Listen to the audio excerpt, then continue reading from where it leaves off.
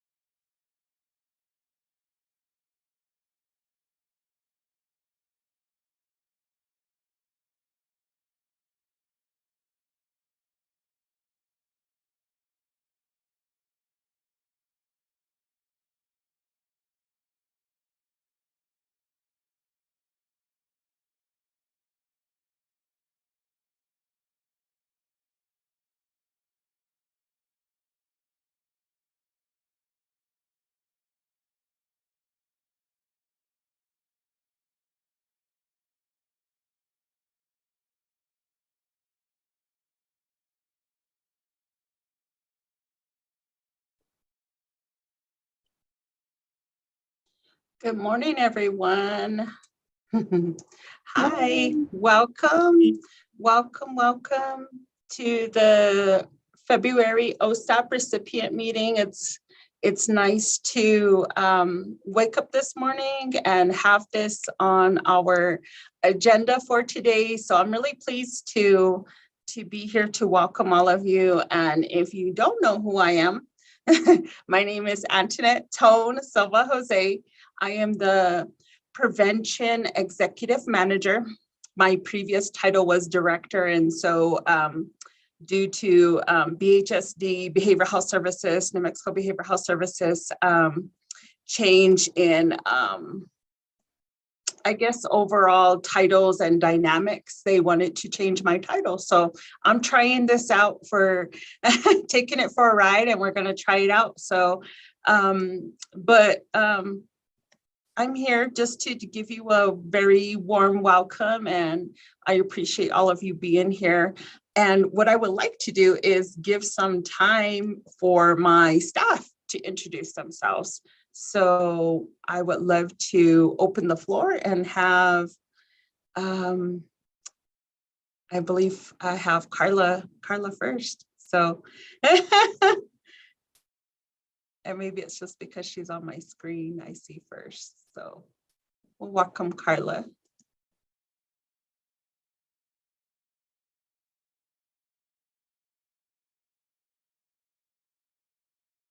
Are you there? All right. Okay, there you go. I can hear you now. Sorry, my screen froze for a second. I was like, oh no, you're gone. All right, so my name is Carla Martinez Talavera. I am the new SINAR coordinator, prevention program manager. I'll tell you guys a little bit about me and where my experience comes in from. So I was born in Chihuahua, Mexico, and I moved here when I was 7 years old. And I've lived in Santa Fe for most of my life. Went to elementary school, middle school, went to Santa Fe High, and then eventually graduated from UNM with a bachelor's degree in technology and training. The best experience that I bring to the table for this job is I was an instructor at the Santa Fe Community College. I was the lab and clinical coordinator for the dental assisting program for about 5 years. I would say that that gave me some experience in prevention, just because when you talk about dental, you don't think that it has anything to do with substance abuse, but there's actually quite a good correlation because of how it affects your dental health. So I did have to take a good amount of courses, in substance abuse and how that affects the oral health. And of course, working with teens and, well, I would say mostly from 18-year-olds all the way to, I think the oldest student I had was in her 60s. So it was great experience, and I'm glad to be here because I feel like I do have good input to give on the things that I'll be working on. Other things that I've done, I also worked as a general manager at an in-home care company. After that, as a data processor for a crypto and IRA platform. And I've also done some Spanish interpreting. So I believe that all of these fields, have helped me learn so much. So I'm pretty excited to bring all that to the table and see how that helps with our prevention program. I am happily married. My husband's name is Mike. I have 2 step kids with him, and we also have a little Pomeranian puppy. His name is Fluffy, and he is very, very fluffy, very cute. I love to cook anything with red or green chili. So of course that Mexican or New Mexican food.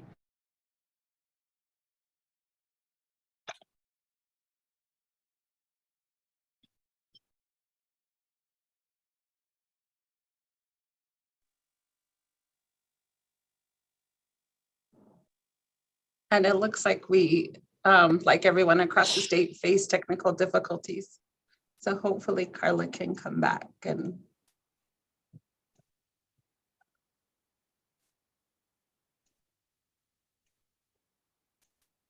I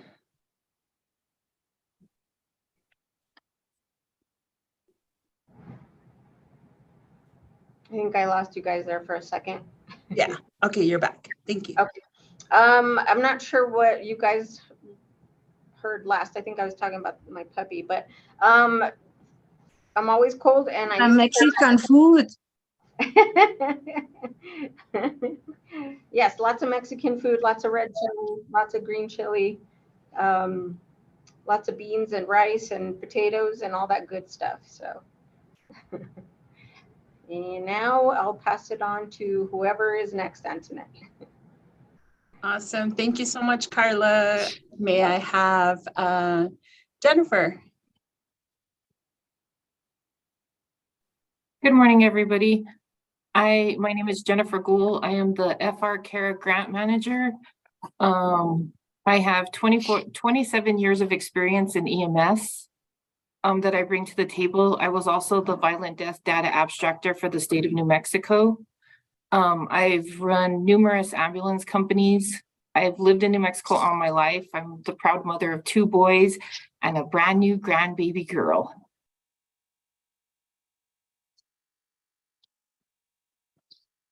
I'm not as exciting as Carla. She is once you get to know her. Thank you so much, Jen. I have Pamela next. Good morning, everyone. It's incredible to see all these new faces and many of the old faces.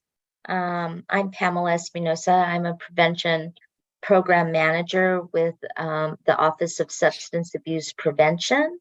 I focus on the PDO grant, but I help Tone wherever she needs me to help her. And many of you know I'm the proud mother of 4 adult children. I've been married to my husband for, I think it's 35 years now. And like Jennifer, I have my very first granddaughter. Many of you have met her in meetings. Her name is Anna Lee, more affectionately known as my sweet ladybug, and she's my little bug. And it's incredible to be back at OSAP and to continue to get inspired by all of you who do the work for so many in the community. Thank you. Thank you, Pamela. And next I have Joby. Good morning, everyone. My name is Joby Dreffs. I am a new resident of New Mexico. Literally, I've been here 2 weeks and I am happily taking it all in. I was born and raised in Nebraska. As a matter of fact, I just drove back this morning. My beau and I, 13 hours left yesterday and got in. Had to go back home and take care of some loose ends there. I am a mother of 2 adult daughters. My youngest is getting married in April, so that is exciting. And I have 2 grandsons, Orion and Otto. So those are the loves of my life. When I'm not working, I'm an avid snowboarder and hiker and mountain biker. My children's father, it was a Colorado native, so I'm not new to the mountains, but I am definitely new to the mountains of New Mexico. So really excited to be here and to learn the different cultures and the foods and all of the things of New Mexico. Tone has blessed me with the position. I am the SOR grant manager. A little of my background for work and education. I started off as a legal assistant. I have an associate's degree in legal assisting, and I did that for several years as my kids were littles. Worked in a variety of different firms, litigation, government acquisitions. I did federal indictment work, family law. I actually did some tribal court law, estate and probate, a little bit of everything. And then I got my bachelor's degree in criminal justice, and I ended up with a master's degree in public administration. The last 17 years, I was a law enforcement officer. And in my tenure of being a law enforcement officer, most of my time was as a patrol officer. I did 4 years as a school resource officer and really saw the drug intervention need for the littles during my time as an SRO. I developed some drug programs. It was kind of neat to see the parallel just from my time. I did a drug program called DOSE, and then to see the parallel to the drug program here was pretty cool when I did my interview with Tone. One of my specialties that I did as a police officer, I was a drug recognition expert. And that kind of ties into what we'll be doing here with harm reduction and seeing the need for harm reduction programs. And definitely I pushed a lot of Narcan when I was a road patrol officer working nights out on the street. So excited to take my law enforcement experience and apply it to the programs that we're doing here in New Mexico. So thank you and nice to meet all of you. Thank you so much, Joby. And thank you to my staff for all your wonderful introductions. And so now I will pass on the presentation mic to Pamela to provide us with an OSAP overview. Thank you. So this isn't going to be as exciting as the introductions and learning about everyone. And some of you will know this, but this is just to set up how we operate as the Office of Substance Abuse Prevention. And here we go. Next slide. So this is a grant funding structure for the Office of Substance Abuse Prevention. The federal government sends down grants through the Health and Human Services Department to Substance Abuse and Mental Health Services Administration, which is SAMHSA, down to the Center for Substance Abuse Prevention, which is known as CSAP. I'm so glad the whole title and the acronyms are there. The money then comes down to New Mexico state government, and specifically to our department is the Human Services Department, and specifically the Behavioral Health Services Division, known as BHSD, and down to the Office of Substance Abuse Prevention. Next slide. Let's see what Tanya is trying to teach us with this slide. I think this replicates, but this also includes the CSAP at the federal level does a call for proposals.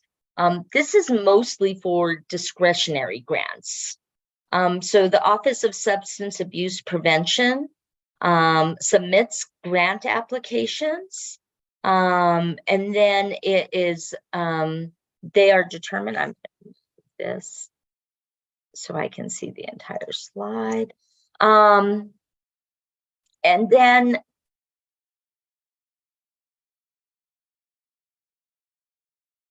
so BHSD through the Human Services Department then gets the money from SAMHSA, and reporting goes back to SAMHSA for all the dollars and the accountability and the fiscal responsibility. Next slide. So this will tell you who our major funding streams are. The SAPT, which is the Substance Abuse Prevention and Treatment Block Grant. This is our most sustainable and long-term grant. This is how the US government gives out much allocated treatment and prevention dollars to all the states and territories. SPF PFS 2020, which is a Strategic Prevention Framework Partnerships for Success. The SPIF-RX, a Strategic Prevention Framework for Prescription Drugs. FR-CARA, which is the First Responders Comprehensive Addiction Recovery Act, and the PDO, the Prevention Prescription Drug Opioid Overdose Related Deaths. The last four of those are discretionary grants that SAMHSA allowed us to apply for. This is the first time that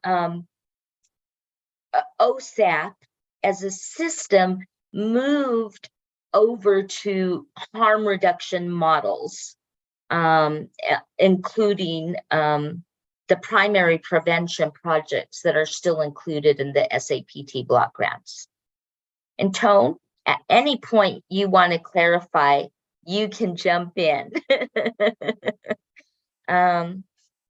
So it just as the need has shifted, and there was a need for somebody to apply to the federal government for these discretionaries, a decision was made that they made the most sense to sit in prevention. Next slide. So this is a table of the communities we fund with these different funding sources. With SAPT, we have 13 communities funded across New Mexico. And like I said before, this is our longest funding stream and most consistent.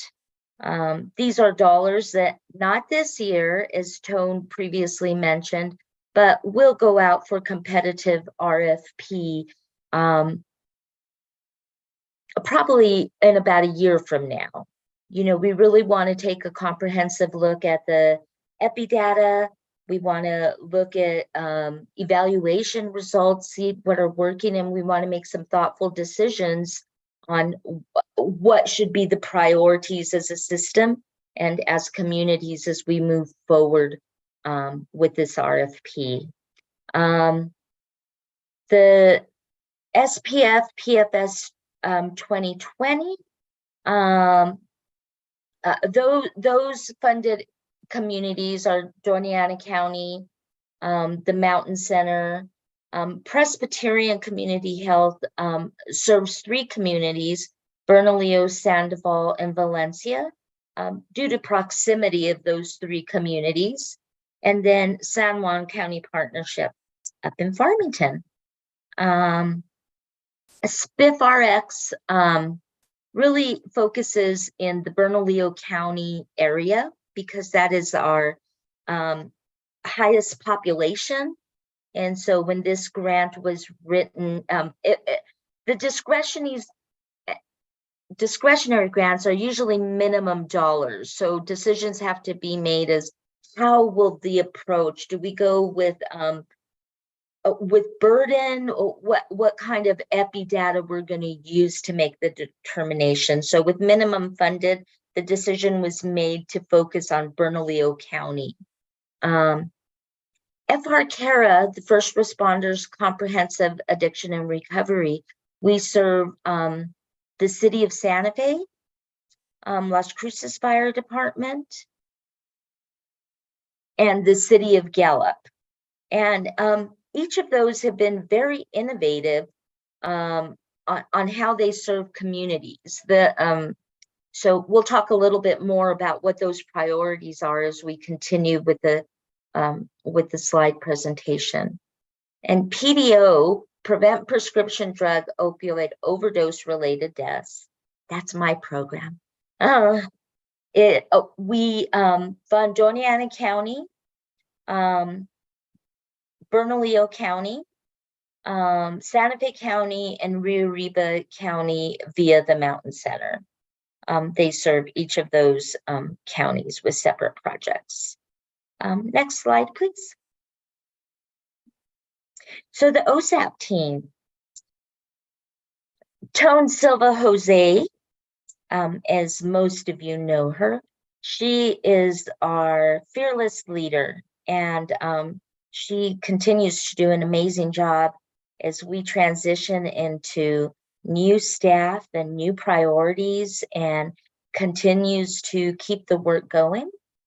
Carla Martinez Talavera, she's the SINAR coordinator and SAPT program manager. Joby Drives is the SOAR program manager. And so that's been a position that has eluded us since Melissa left. So we're glad to have that position filled with Joby. Jennifer Gould is the FR CARA program manager, and she is also transitioning. This is brand new news to also be another SAPT program manager. So if you're not already familiar with Jennifer from the FR CARA projects, you will be getting introduced to her as a partner in the SAPT programs. And that's because that's our largest funding, and we have the most programs, and Tone wants to make sure she can provide support and share that workload. And then I'm Pamela Espinosa, and I am the PDO program manager, and I am the interim SPIF RX.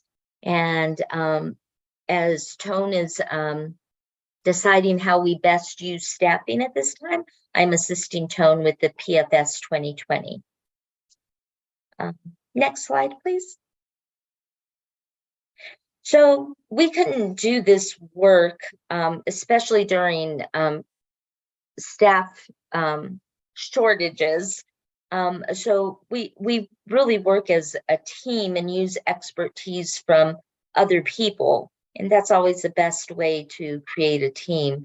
So the Pacific Institute for Research and Evaluation, the PIRE team, Coop Consulting, who serves as the state technical assistance provider, and Kamama Consulting, Ms. Paula Feathers, who is really an important part of continuing to train the workforce so that we can have a sustainable prevention workforce. So that is our core team with the Office of Substance Abuse Prevention. Next slide, please. So this is going to break down. I think we've said it, but you know, when we have new staff, they're like, "What is SAPT, SPF, PFS?" And every time Tone and I say, "My goodness, almost the language we use is acronyms," and it's just we think they're words at this point. So SAPT is the Substance Abuse Prevention and Treatment Block Grant. SPIF RX 2021, that's very important for funding and when you're billing, to bill to the right year. Strategic Prevention Framework for Prescription Drugs. PDO 2021 is Prevent Prescription Drug Opioid Overdose Related Deaths. And SOAR 3 is the State Opioid Response Grants. SPF PFS 2020 is the Strategic Prevention Framework Partnerships for Success 2020. And FR CARA is the First Responder Comprehensive Addiction and Recovery Act. Next slide, please. So priorities with the SAPT. They continue to be to reduce underage drinking, reduce adult binge drinking, reduce adult DWI, reduce prescription opioid and illicit opioid misuse among youth and adults, and prevent youth tobacco use through SINAR efforts. And on the side, it tells you who you can get in contact. Tone is always a contact across the board for any concerns. And then, of course, Carla and Jennifer will continue to serve in this role as program managers. Next slide. Can I jump in real quick before Yes. you change the slide? I just want to add a real quick note about our block grant section of things. And Pamela already mentioned that we're going to release a request for proposals, hopefully sometime soon. But a couple of things that we're looking at with the block grant is really trying to identify if these are the same priorities that currently exist within communities and across the state. And so we're planning to ask you all, as you were out there in the communities, how things are either evolving or what you're seeing at the community level in regards to these same priorities and identify concerns. And so I'm hoping that you'll be interested to share your input about what's happening at the community level in regards to your your prevention efforts around these priorities. So thank you. Thank you, Tone. Yes, for our breakout this afternoon, there'll be some discussion about what, we don't want to make assumptions with the RFP. We really want to hear from you about what's going on in communities. So we're excited to have that conversation before we make any determinations. Next slide, please. SPIF-RX, the Strategic Prevention Framework for Prescription Drugs 2021. Goal to raise awareness about the dangers of sharing medications.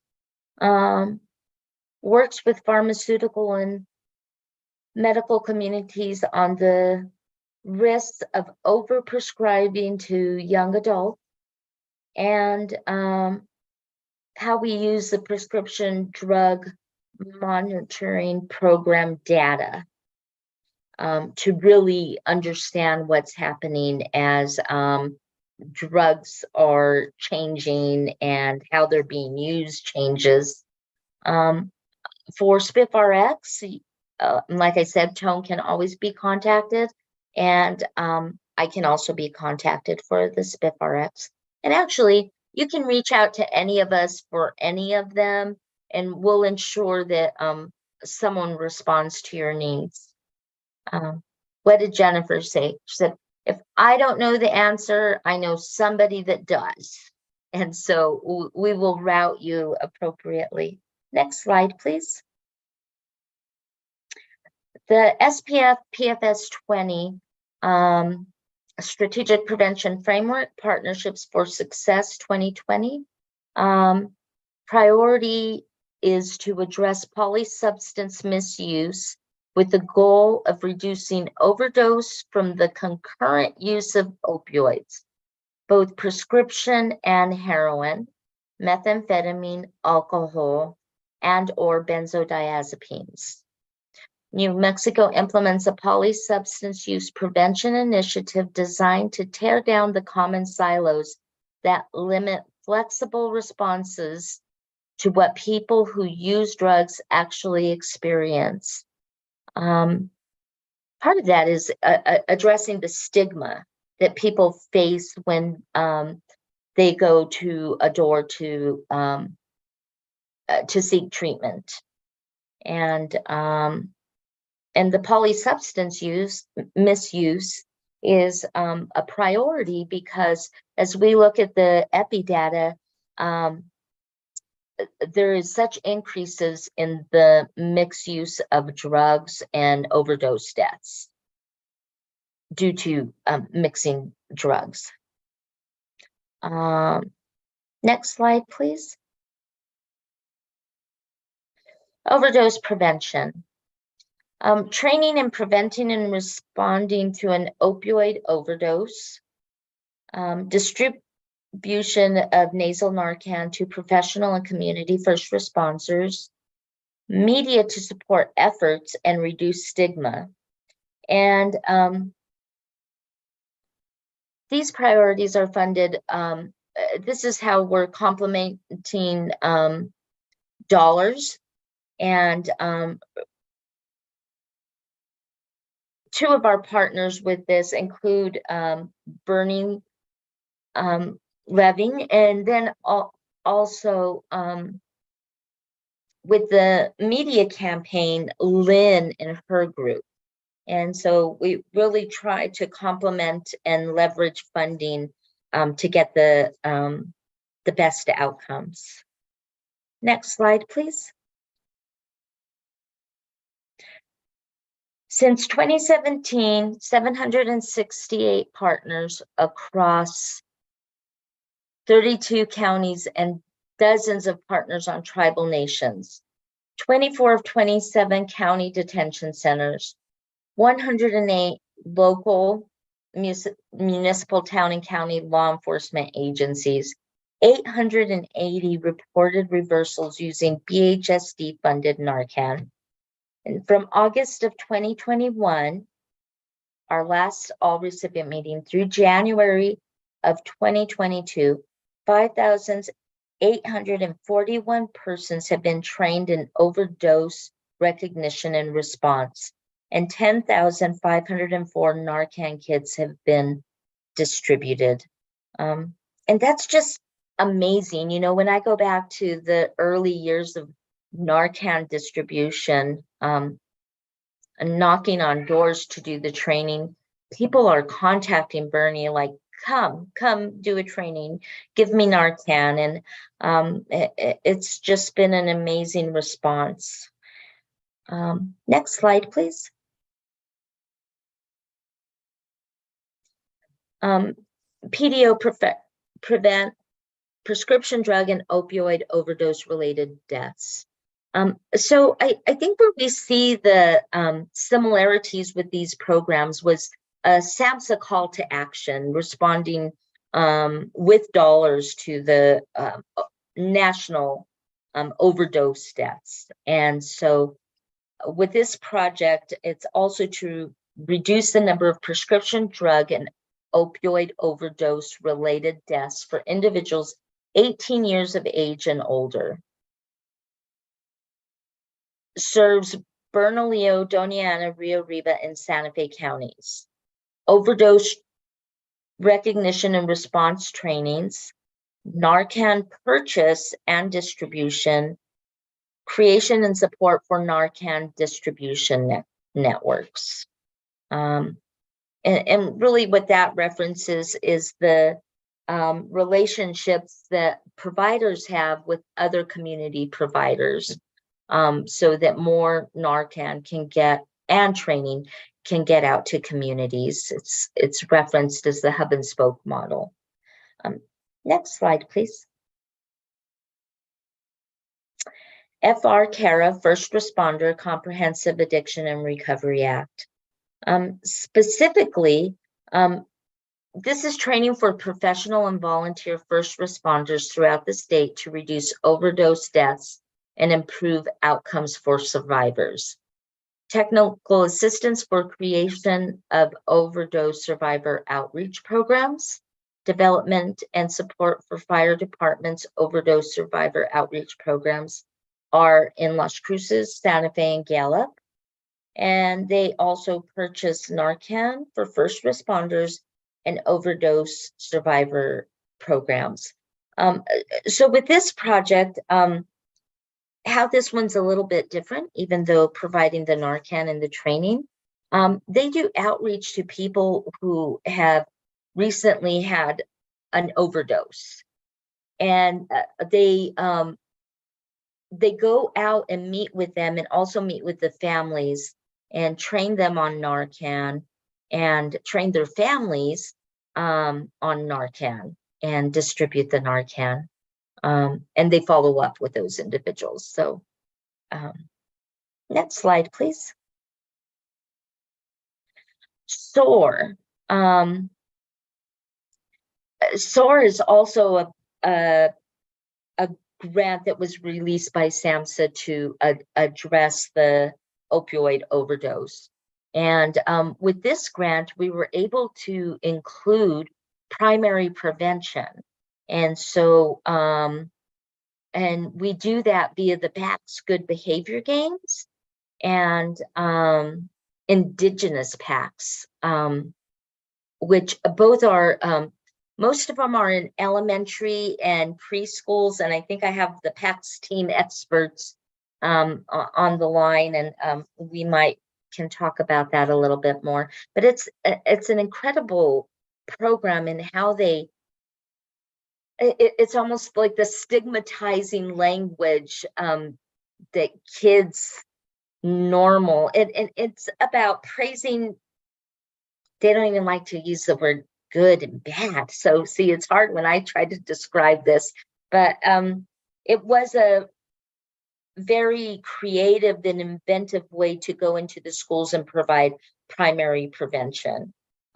We also do overdose prevention, education, and harm reduction, and a dose of reality campaign that's also known as ADORE. And this is the prevention side of the SOAR grant. There's also treatment side of this grant. Next slide, please. So the goal is to reduce opioid overdose related deaths through the provision of prevention, harm reduction, overdose survivor follow-up activities. Tribal Lead Program is a pre-arrest diversion for substance use disorders. And we do that Tribal Lead Program with the Pueblo Picaris. I've been listening to them. Awesome. Next slide, please. Tribal nations. OSAP works with tribal nations across New Mexico on primary prevention to reduce alcohol misuse and prescription opioid misuse and overdose death prevention. Next slide, please. Oh, look, it's going to let me talk about PAC's good behavior games, but I have some notes this time. The purpose of PAC's good behavior game is an evidence-based trauma-informed care program that utilizes positive reinforcement and contingency management to build self-regulation skills among youth. Serve students in pre-kindergarten through 8th grade classrooms through teacher training. Where this has happened, 95 school sites and school districts with 11 indigenous sites, including Albuquerque, Aztec, Carlsbad, Chama, Deming, Espanola, Farmington, Hatch, Las Cruces, Poaca, Santa Fe, Socorro, Taos, and Tucumcari. Successes for school year 21-22. The program trained over 157 new PACS teachers, 13 new administrators, and 143 new special staff. A total of 37,075 students were served. Preliminary results show I have to move this because I can't read the bottom of that slide. Preliminary results show a 51.8% reduction in spleen counts and significant statistically improvements in pro-social skills. And we might have time later to talk about the spleen. So it's a made-up word. Like I thought that was an acronym, but it's not. Anyhow, next slide, please. So that's the end of the formal presentation. Thank you for your patience as I review that. Please feel free to contact Tone with any questions that you might have about any of the projects or programs that were previously mentioned. Thank you so much, Pamela. I was gonna put you on the spot and say, I think we need to change this to Pamela for questions. No, I'm just teasing. But thank you so much. You did really well with sharing with our recipients today about all the different grant funds we have that we receive and that we distribute back out to the communities. And part of why we do this is just to raise awareness for all of our new staff folks. And then just, you know, it's good to a refresher in regards to what funding we have at the state level. And, you know, because like I mentioned, you know, priorities might change within your community and you might identify that you see a need for maybe Narcan, you know, some harm reduction within your community. And that is where we can connect those ties to people that are doing that type of work within your county already, or make those connections to have somebody come out and do some training for you all and just, it's really just to share what we're doing in regards to prevention and harm reduction at the state level. So I hope that was very informative for all of you. And if you've heard this speech 1,000 times, I hope you have it memorized. No, I'm just teasing. There's a quiz later. I'm teasing, sorry. But what we're gonna do is we're gonna give some time to have our next presentation set up. And again, please feel free to use the chat for any questions, just to say hello. Turn on your cameras and wave at us. It's good to see everyone's face and enjoying your coffee. So I'm really happy to see everybody, and I'm hoping in the future, we'll hopefully get to the point where we can have an in-person meeting and we can actually chat with each other in the hallway like we used to.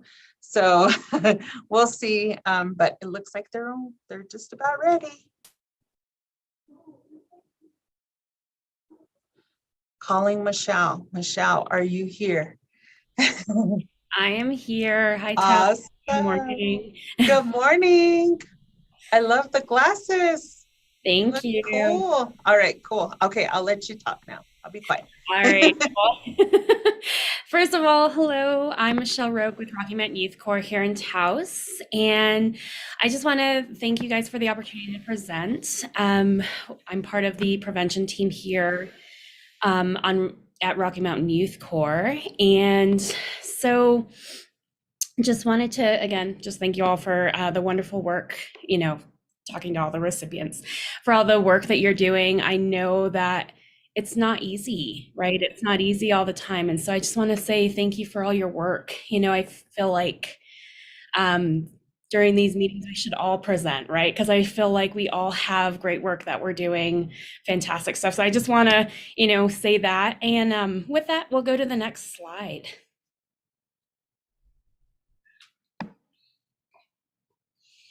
All right, so before we start, for those of you that don't know what Rocky Mountain Youth Corps is, basically we're mostly a conservation-based program. However, it was really interesting that as part of the prevention program this year, we were able to be granted an AmeriCorps grant. And so this actually gave us the opportunity to have our own boots on the ground with our own public health crew members. And so I just want to play this little video and just give you a background overview. So we'll play the movie.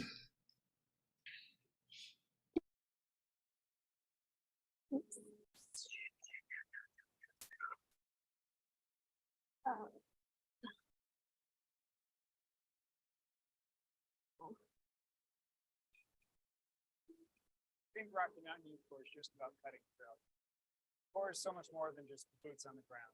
It will change your future forever. This program has so many opportunities. And Andrea, if we could back it up a little bit, I think I speak for all of us. I can hear the sound, but I can't really see the movie. But Oh, thank you for thanks letting so me know. much. I really appreciate you helping me with this. Let's try this one more time in a different format. Oh, Jennifer's here to save the day. Thank you, Jennifer.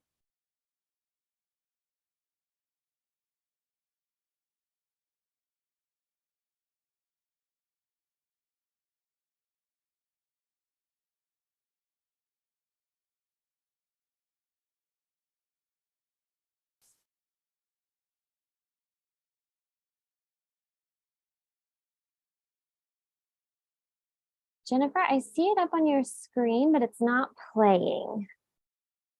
If you have college debt, or if you're thinking about college, we have a scholarship program. Is it playing now? The video is not, but the audio is. Brought me hope for my is gonna put me more. Let's start that again. How about that? If you think Rocky Mountain Youth Corps is just about cutting trail, you're wrong. The Corps is so much more than just boots on the ground. It will change your future forever. Same issue. So many opportunities. Everybody's super friendly, Is willing it- to help, can you guys willing to hear it? give an extra hand. Until I came to Rocky Mountain, I didn't really think about the opportunities they had.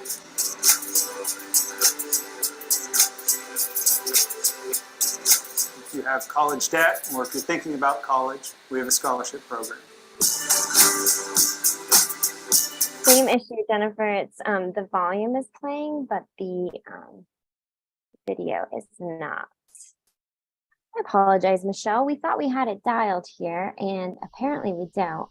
Let me try one more time. Good. I am so glad I'm off the hook from this video because it's gonna be worse than this. So I really appreciate you guys handling this. Let's see if this will work.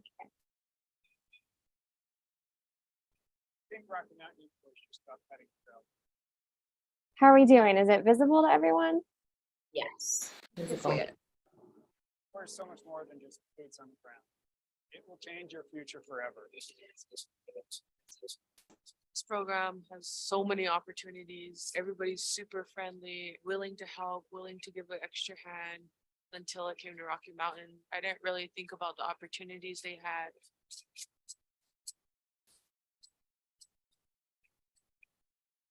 You have college debt, or if you're thinking about college, we have a scholarship program.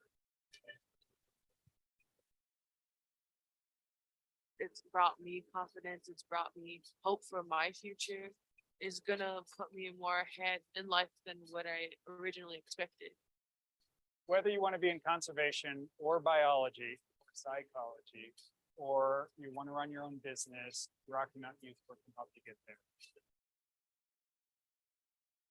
We deliver the personal and professional development opportunities to help you accomplish whatever your goal is.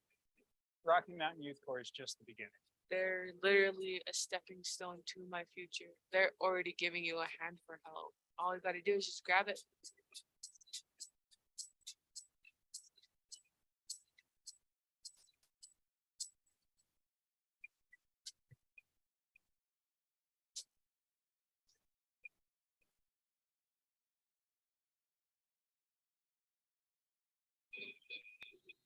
Great, thank you so much.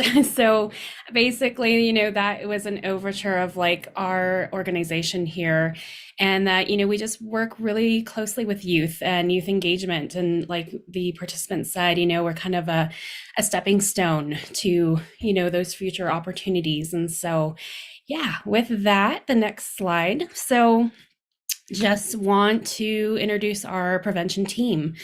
So as we know, everyone, as people have said, it takes a village. And so I could not, of course, do this work all on my own. And I'm really thankful for my team. And so I just want to introduce David, who's our associate director, Candace, who's like my right hand, my prevention assistant, Cassandra Romero, as some of you know her, she's the preventionist that I stepped up into her role. She's still with us very, very part-time.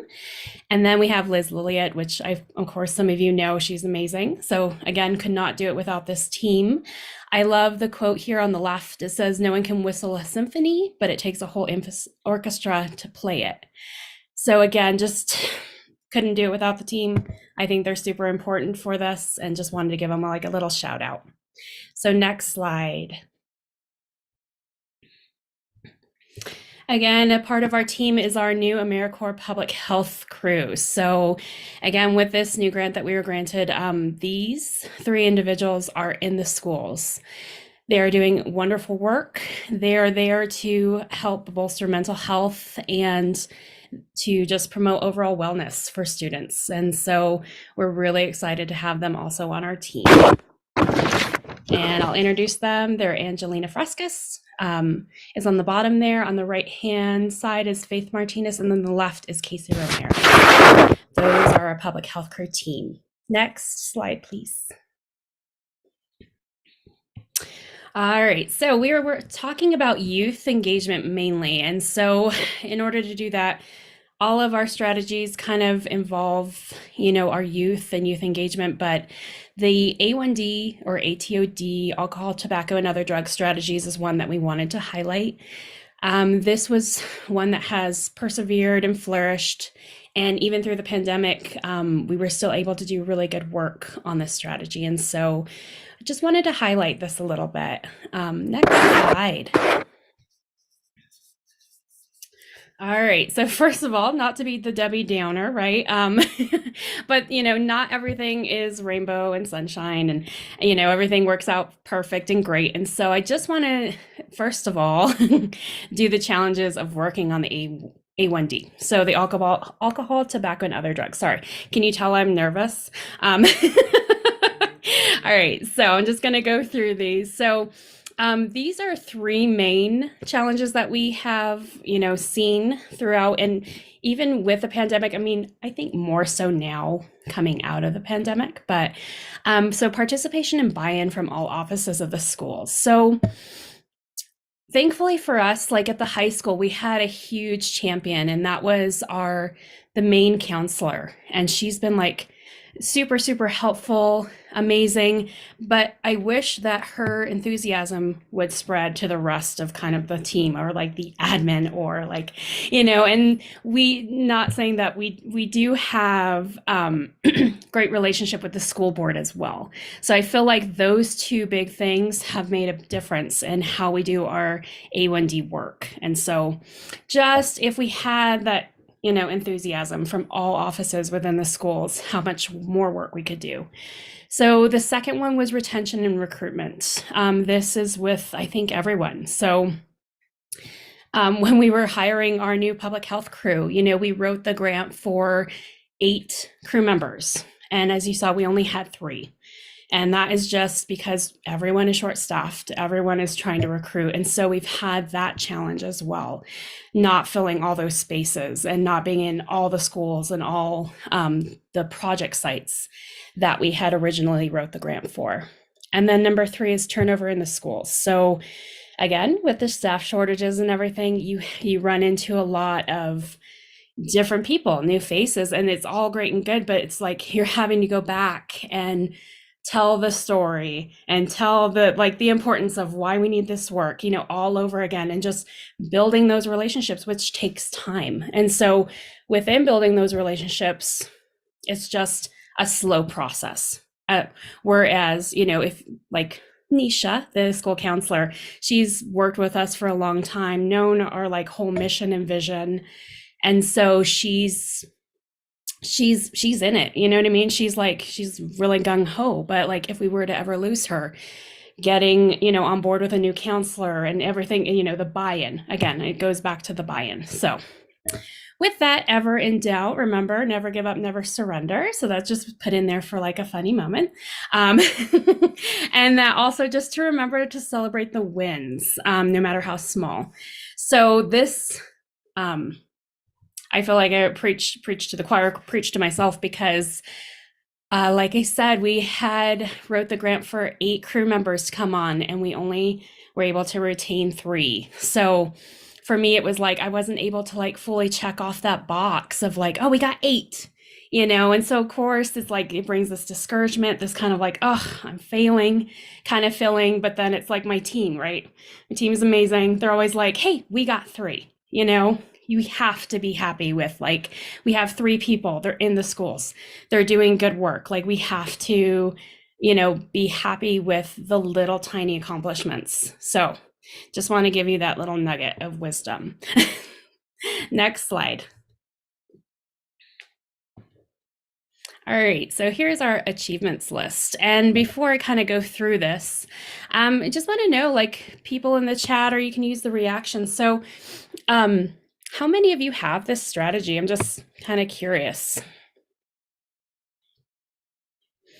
Or another question would be, how many of you within the work that you do, it involves youth engagement? All right, cool. Thanks for your participation, everyone. All right, so just curious. So here's our achievement list. Just going to read through it a little bit. So again, part of this is we partnered with a funded direct services program. So Project AMP through C4 Innovations. Project AMP is a huge and really neat organization. They offer near peer mentoring for students. And this is mainly what our public health crew is doing. They're going in, they are they're implementing the SBIRT, which I'll talk a little bit about later, and then they're doing one-on-ones with students. So mentoring sessions, so they can talk anywhere from like their strengths to their interests to substance misuse, any and all of it. So it's really neat. This Project AMP program in the past has provided 373.5 direct mentor service hours to the youth in our 3 high schools. And that's just here in Taos. So imagine where this is implemented everywhere else, the impact that they're having and the impact that Project AMP has brought. So next one is Rocky Mountain Youth Corps was asked to lead the school wellness committee, and then that we also have a great relationship with our current school board members. Sorry, that's supposed to say members, not member. Another typo.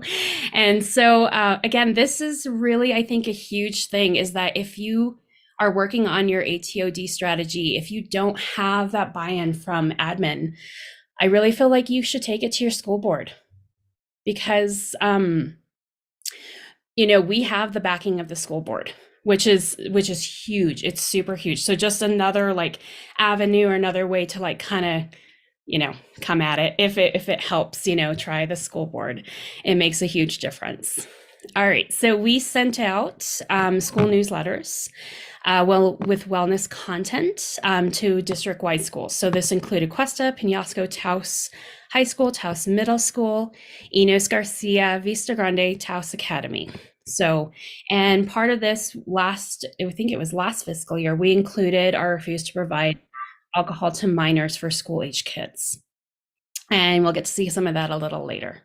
Another achievement is we have another year of leading the School Wellness Committee. So this is a sub-coalition of the Taos Alive Community Coalition that we partner with. We hold a meeting every month, and we just hold a space to discuss the needs for the schools. And one thing that we've run into is that a lot of these meetings don't have anybody from the schools attending them on and off. And so it's like we offer this as like an extra support and an extra boost. And then half the time people from the schools don't even attend. And I'm not going to say that that's always the case, but I've seen that, with everybody being short-staffed and thinly stretched, like it's not their fault. And I'm not trying to put blame on anyone. I'm just saying that we offer this and that it's not being fully utilized to like the potential that it could, right? But again, talking about having that champion in the school so that, the school counselor, whenever she can make it, she makes it to these meetings. She's like, this is what we need. We could really use this. And she was really a great part of this grant that we wrote. She actually helped us write it. So again, just holding these meetings was huge to get our foot kind of in the schools as well. 2 more achievements. So we have the Public Health Corps, AmeriCorps project that we started. And this is to build capacity in the schools for promoting wellness and promoting near-peer mentoring for the students. So they have the Project AMP mentoring training and a little bit about that. Last, hopefully on our achievement list, is our upcoming ASFS, so Annual Strategies for Success. We plan to do that in the spring in the schools this spring, I'm sorry. I'm so used to saying in the fall because that's when we usually hold it. And we were not able to do it in the fall. So now we are really pushing to get it done this spring. So this is our achievements list. Next slide. All right, so really talking about our public health crew because it's just amazing, again, that we got this grant. So I'm gonna very much brag about it. It's amazing. So it's a pilot program. This is the first of its kind, and it is funding for the next 3 years.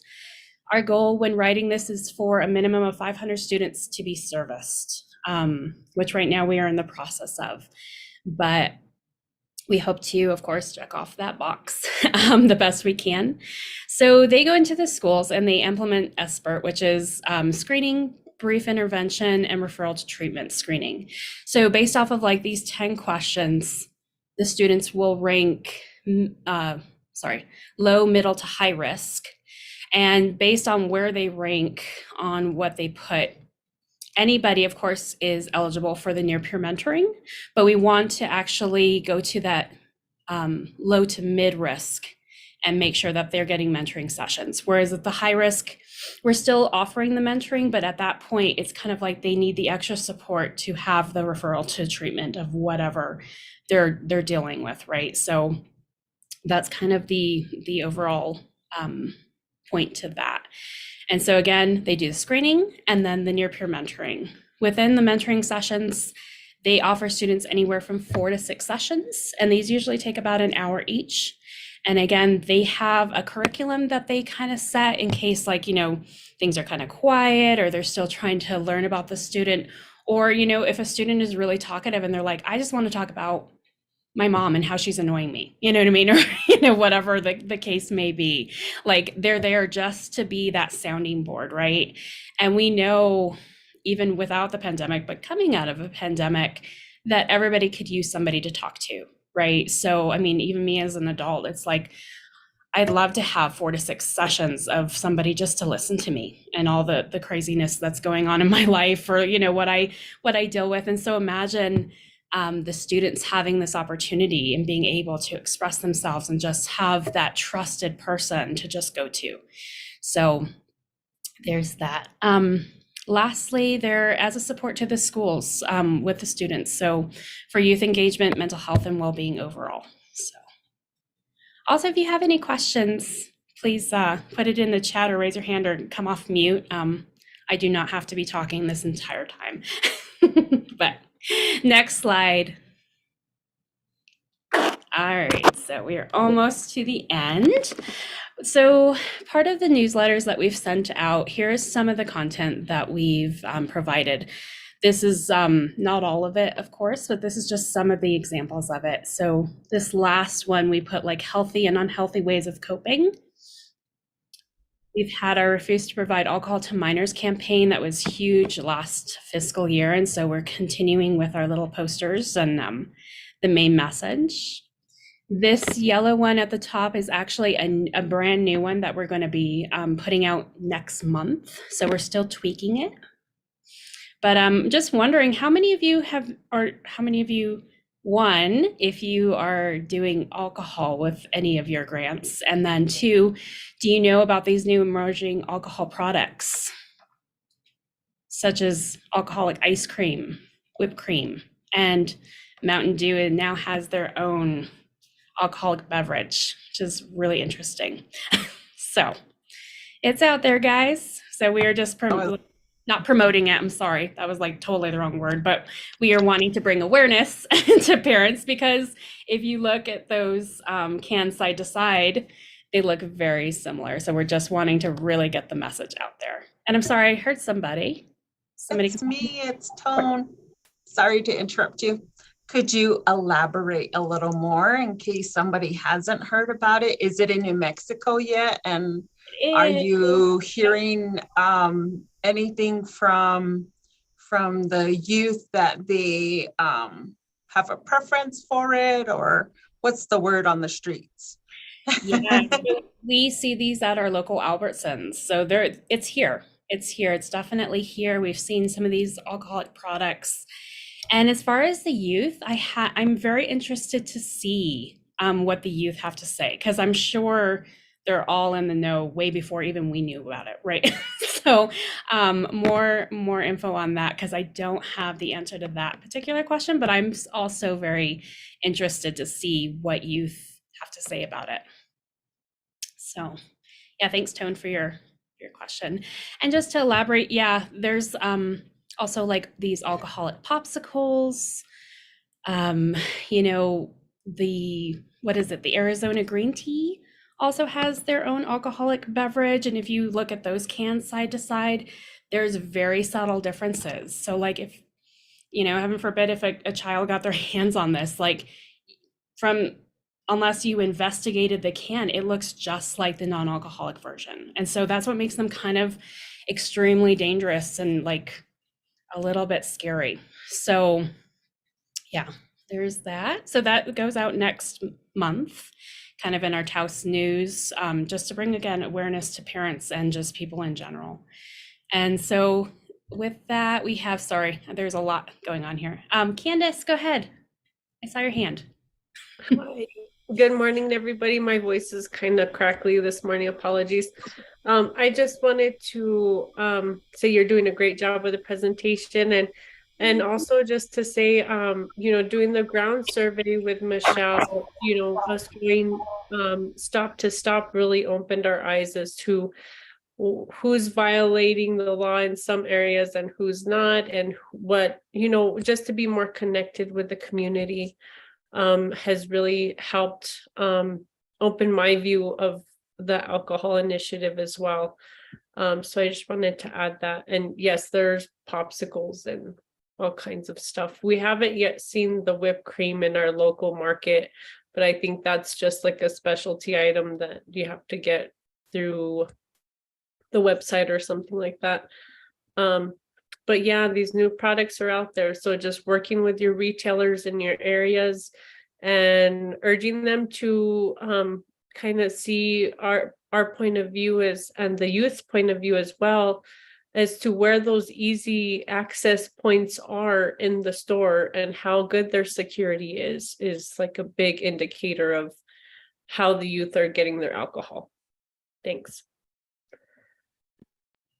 Yeah, thanks, Candace, for talking on that. And yeah, she's a great team member. She's amazing. She's like totally on top of it, which I love. But yeah, it's very interesting again for, just going into the stores and being like, who has what now? And that we're seeing a lot of these new products just popping up all over the place. And so keep that on your radar, everyone. Michelle, Yeah, go for it. sorry for the interruption. I really want to thank you for this wonderful information. I was just thinking right now, when the students are in the school and you think that they're drinking tea, now we don't know anymore. Maybe it's alcohol, and I don't know, administration may not be aware of this, This is a good, really good information, I think. Thank you so much. We need to be more aware now, huh? We do. No, thank you for bringing that up. And I think part of this is like, going to the school board, going to the admin, going to the teachers, going to the principals and being like, can we give you this presentation? Like, look, did you know about these? Because like a lot of other folks, they're just barely finding out about it. So yeah, thanks for bringing that up. It is a super scary world out there for sure. Yeah, for sake of time, I'm just going to go to the next slide, but yeah, here's some of our content. But yeah, this is like a big one. So this is our youth poster that we've included. And so basically it's just highlighting ways to engage youth to have fun without substances. So hug, giggle, wiggle, celebrate, draw, hike, giving them alternatives. And so we just love the cute little dancing bear. And we thank our coalition for all this because that's how our poster came together. So just ways that we, bring awareness to adults and then bring awareness to our actual youth in the schools. All right, last one, just about done. So time for reflection activity. So what would you like to take away and possibly implement or plan in the youth engagement work that you do? And you can write this down. You can write this in the chat. You can unmute yourself. I'd love to hear from you. And or how are ways that you all engage with the youth in your communities? Awesome. Haley in the chat says harm reduction messaging for the summer could be separate coolers at your barbecue, one for kid-friendly options and one for alcoholic beverages. Avoid a mix-up. No, most definitely. Thanks for that.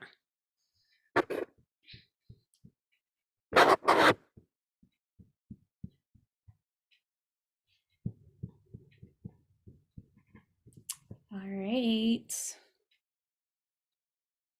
Going once, going twice. All right. Well, thank you. Oh, so we've developed a Teens in Action Youth Council. Oh, Jonna, that's awesome. Talking with youth on a regular basis. Awesome. Thanks, Tone. And then we provide events as an alternative to ATOD. That's great. Fantastic. Yeah, just wanted to see what else anybody else is doing out there. Social media campaigns. Oh, that's really neat, by Student Senate at tribal schools. Very awesome. Thank you guys for participating, giving out ideas, becoming more engaging in youth activities, implementing activities and with education. Fantastic. Thank you all for participating. And yeah, that's the end of my presentation and highlights. So thank you for listening, and my email's on there. And thank you guys so much again for the opportunity. Yay. Thank you. Let's give Michelle a round of applause. I mean, I really wish we were there in person. You can hear us, but you can do the virtual one. Thank you so much. I love your engaging questions and your reflection questions as well. I mean, I appreciate it. It makes me think, because not only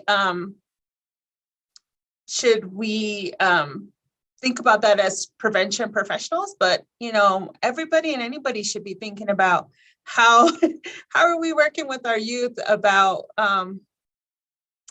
just the ongoing issue of alcohol access in general. So thank you so much. I appreciate you.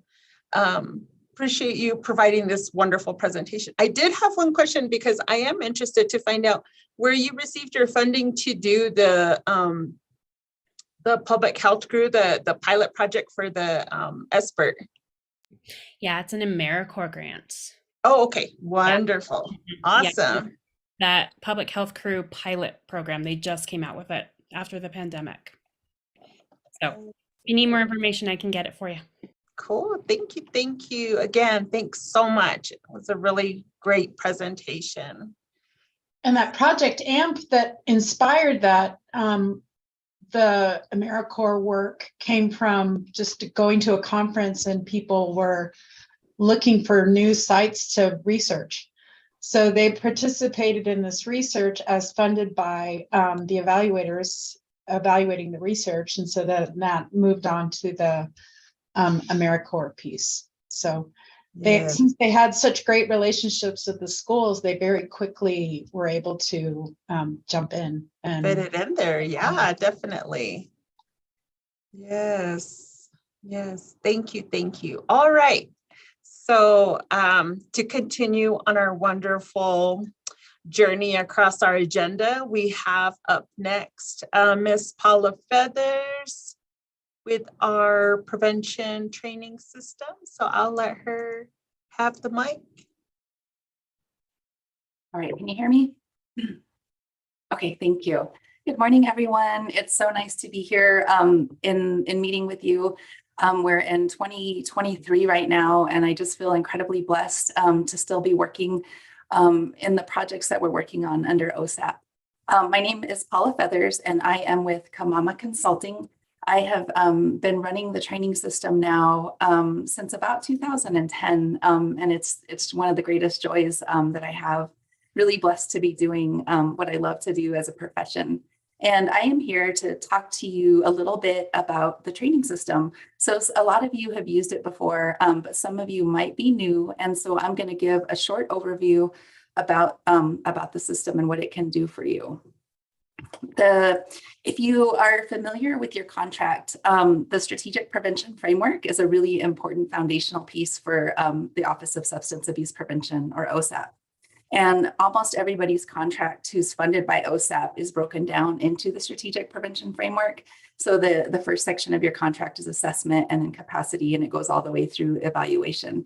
And the beautiful thing about OSAP is that they value capacity building so much that they put funds towards training all of the preventionists.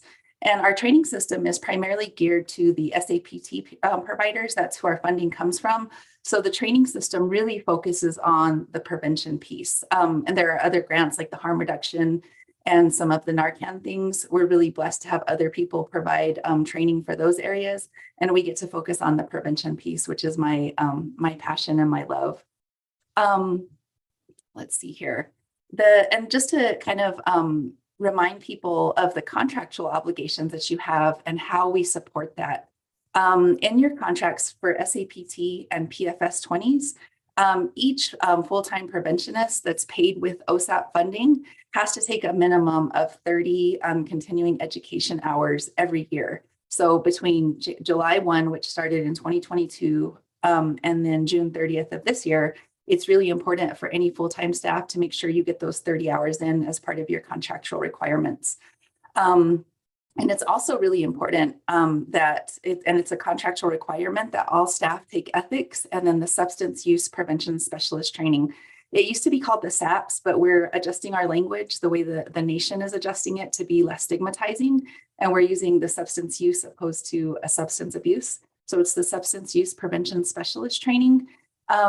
And then like a personal story, when I first started in prevention back in 2002, around then, I didn't take the SAPs. It was called something different then, but I didn't take it for like 2 or 3 years. And then when I finally took it, I couldn't believe that I waited so long. Like it just everything made sense after I took the SAPs, like the whole prevention theories, a lot of those things, even, if you've had some college it just isn't covered.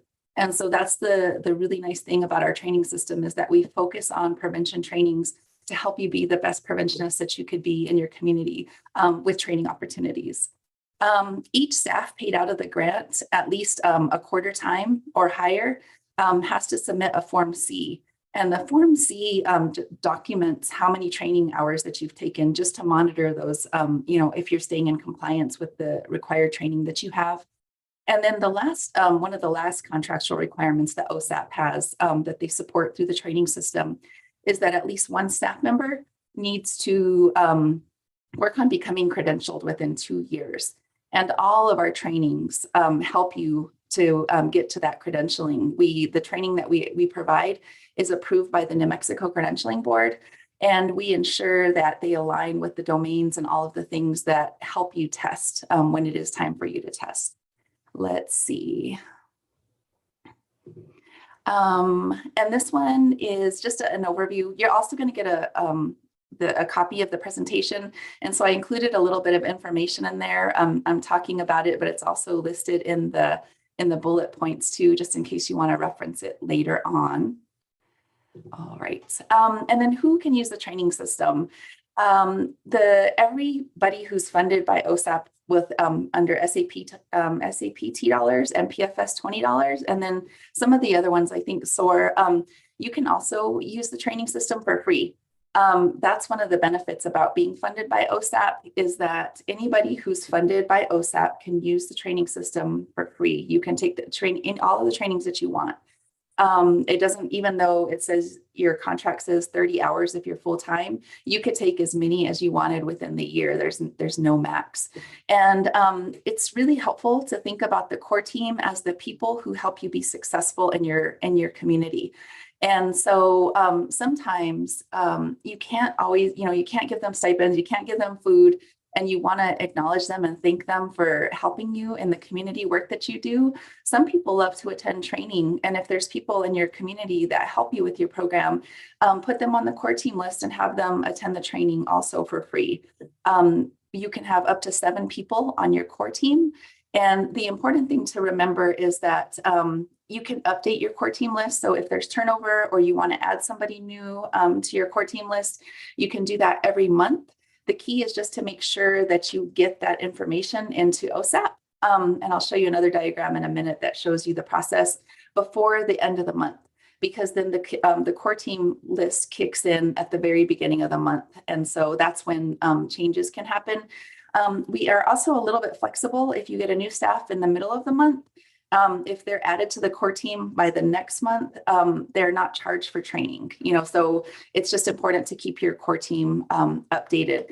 And then the trainings also offer an opportunity for other people, for you to interact with other people, because we have the local DWI counts, service providers, tribal communities, a lot of other people use the training system also. And so it's an opportunity to network with other preventionists across the state.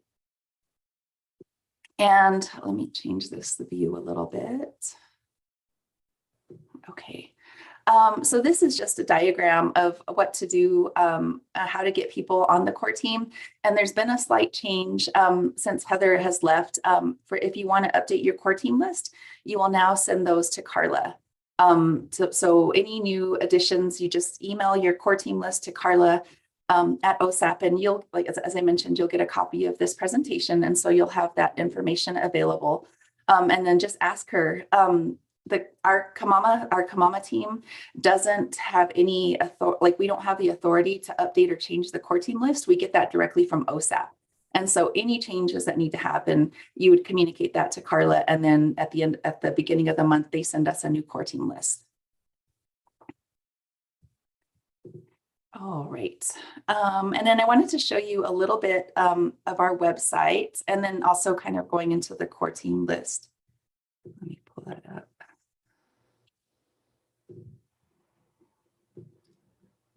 Okay. And I think Andrea put our website up for you all to see. Okay.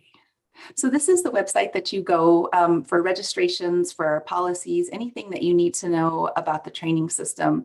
You can find it at NewMexicoPreventionWorkforce.org. And then if you ever have questions about your core team, if you click on the training registrations, which is what I just did, you'll see at the top of the page, there's a thing that says core team.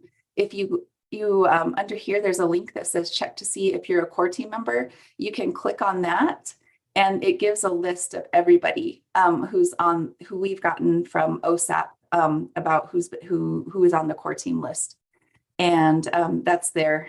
And so if you find that you're not on the core team list and you think you should be, that's like the perfect opportunity for you to get in touch with OSAP and let them know that updates need to be made.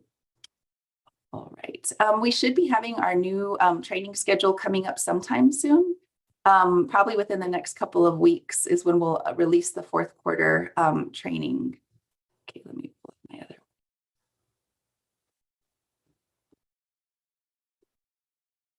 Oops.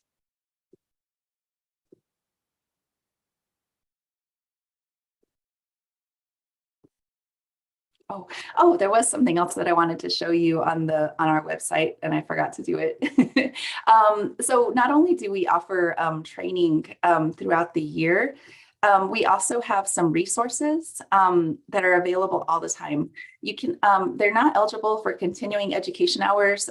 Since we are a approved provider, we have to strictly adhere to the New Mexico Credentialing Board for behavioral health professionals, their continuing education requirements.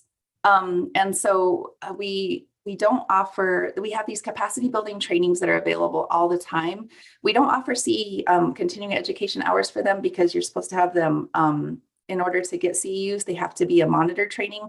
And these ones are available all the time, but they're a resource. And the one that I wanted to point out to you is this newest one. It's the Excel training. And it's been revised recently, and it is extremely helpful for anyone who would like assistance with Excel.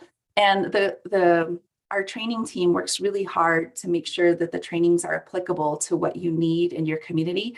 And this Excel training has been revamped so that it completely helps you with the new work plan.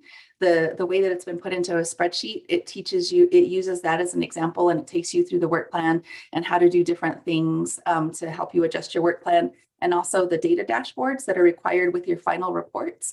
And so again, these are resources that are available all the time. We have Excel, we have fiscal management. This can just help you with like accounting or thinking about timesheets and things like that. And then we also have an introduction to using the strategic prevention framework.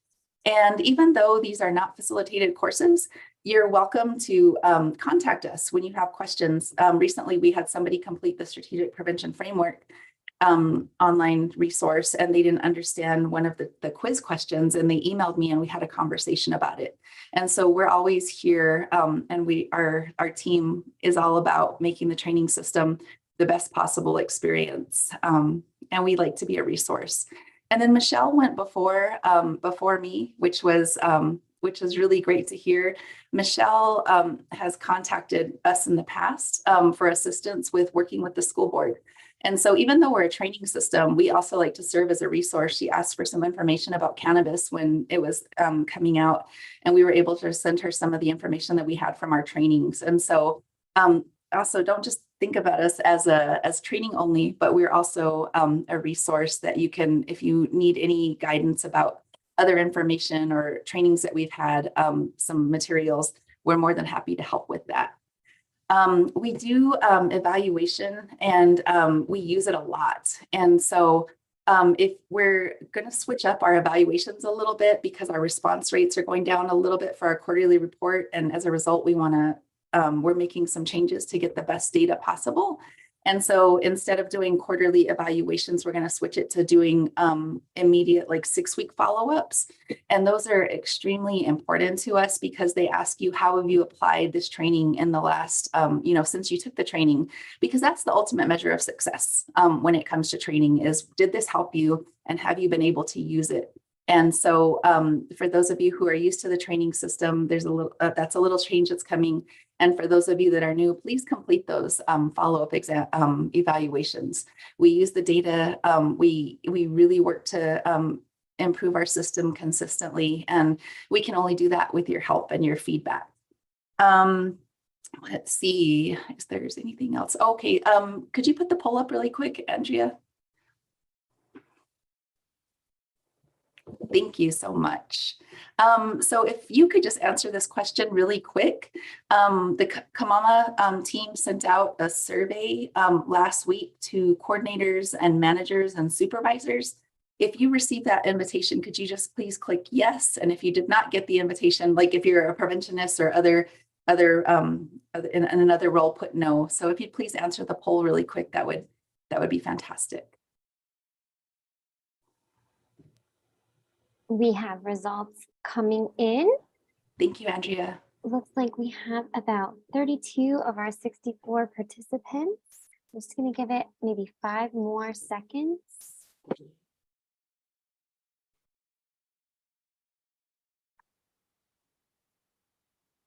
And it looks like those responses are slowing down a bit. So I'm going to go ahead and end the poll and share the results. Thank you, Andrea. I appreciate it. Okay, good. So almost half and half. So for those of you that said yes, that you did receive the survey last week, if you have not done it yet, we have maybe about over a third of the responses back. If you haven't done that, if you could please respond to the poll, that would be incredibly helpful. It's helping us gauge the helpfulness of the training system, what we might be doing well, and any areas that we can improve. For training to be successful, it requires a lot of things, like, the providing the training, that could be applicable, but the supervisor's role is also extremely important in supporting the people going to the training, like letting them be able to go to the training and not be disturbed, encouraging them to use what they've learned in trainings. And so for those of you who received the survey, and if you'd please fill that out, that would help us so much, and we really appreciate it. And you do get a little bit of stipend, so don't forget that. And I think, let's see here, I think that is it. That's what we have for the training system. And this is my amazing team. We have a really big system. We offer over 30 training days a year. We have a website. We do online registration. We have databases where you can pull your certificates. And all of that is possible because of Noah and Shannon and Contretta, just an amazing team who is dedicated to providing the best training system possible. That's all I have, Tone. Awesome. Thank you so much, Paula. I just really appreciate the work and time and energy it takes for you to run our wonderful training system, and you are doing an amazing job. And I just really love the trainings that are held in the training system. And so I hope everybody who's brand new will please sign up for trainings. And if you aren't brand new, please sign up for trainings anyways. It's always good to continuously get refreshers, renew the information that you learned in the past. And it's good to learn from one another as well, because I miss those conversations that we would have during trainings where it would get you to think about, what are we doing, and maybe something we need to try different. So, but it's always good to take that opportunity for professional development. So thank you so much.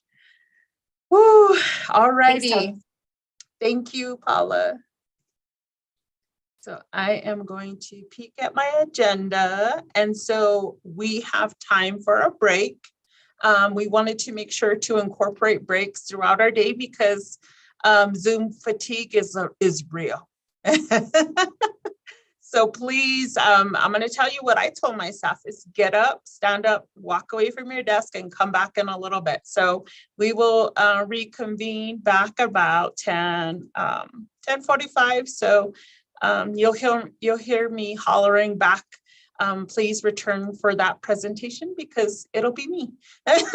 You get to hear my voice again, but I'll be talking about something very interesting, which is billing. So I'm hoping to share with you all of that that information about billing and what we have some updates on. So please stay tuned and I'll see you in a bit.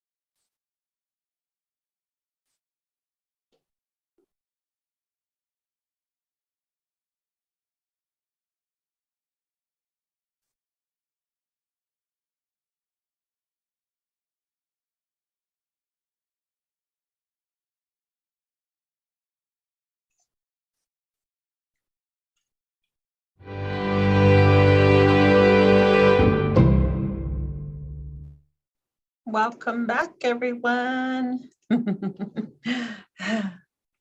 good to see everyone again.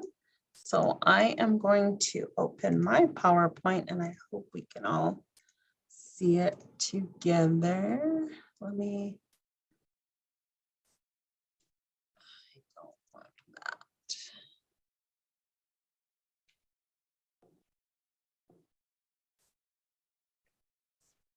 Okay. Let me move it over here.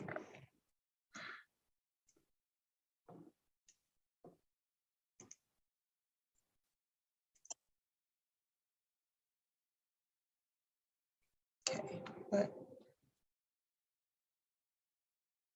okay, maybe I have to start sharing first. So let me share this.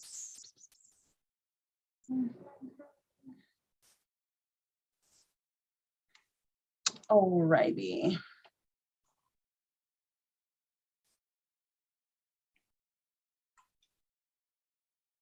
Do you see the full presentation or do you only see the?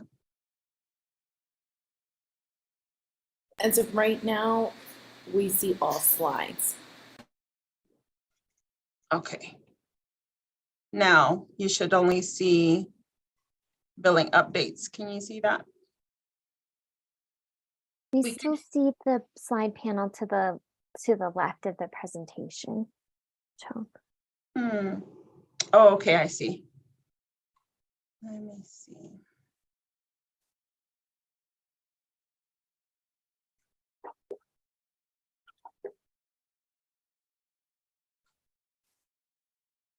Better? It's still in the same, Still the same view. Yeah. Oh my gosh. So apparently having this, having multiple screens doesn't always help. So let me see.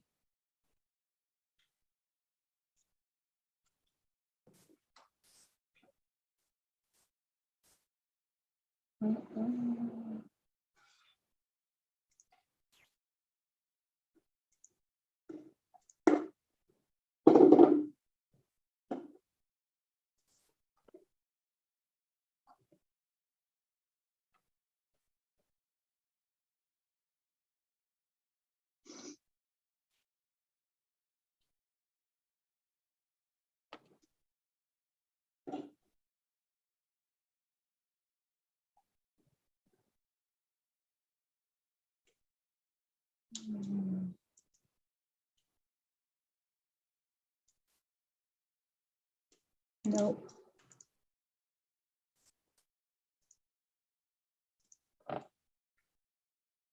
Okay.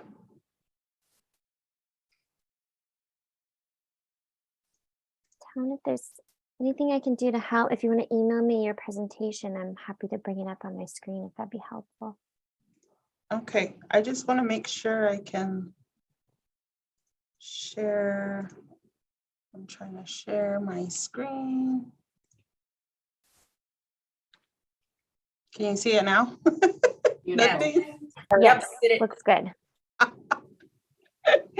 Oh, all right. Oh, okay, welcome back, everyone. Oh, so sorry.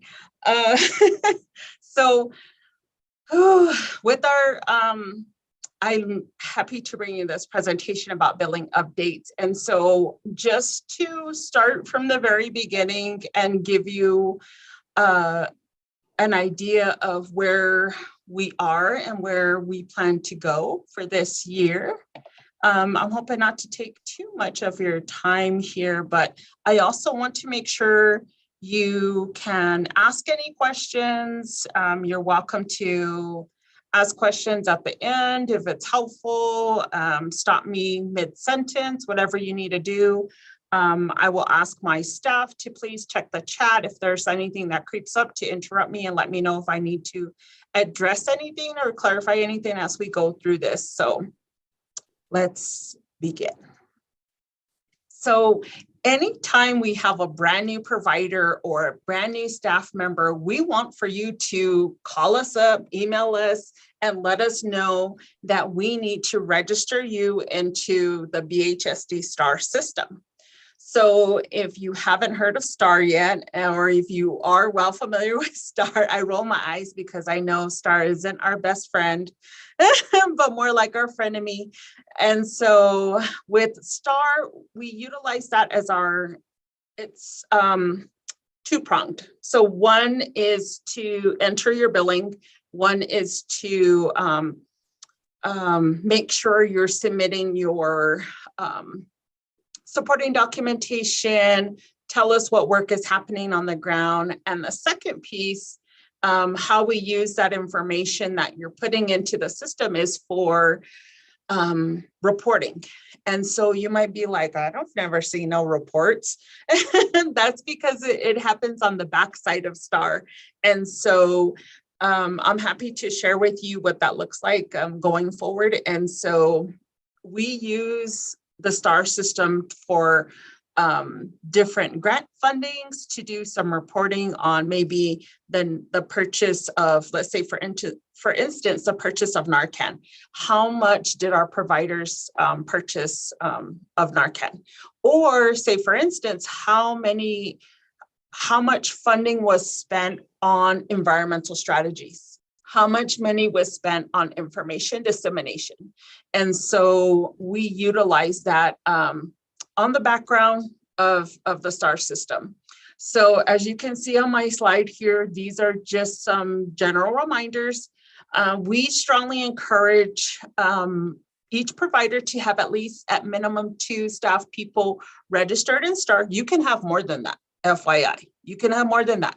If you have any concerns about registering people, send us an email, send me an email, and let us know if you have any issues. And some of you have got this down packed and can send an email and already know what to provide, which I appreciate those folks out there who take it upon themselves to, learn what you need to do and send it in. But of course, like I said, don't ever feel any way about reaching out to us to ask us, hey, can you help us register?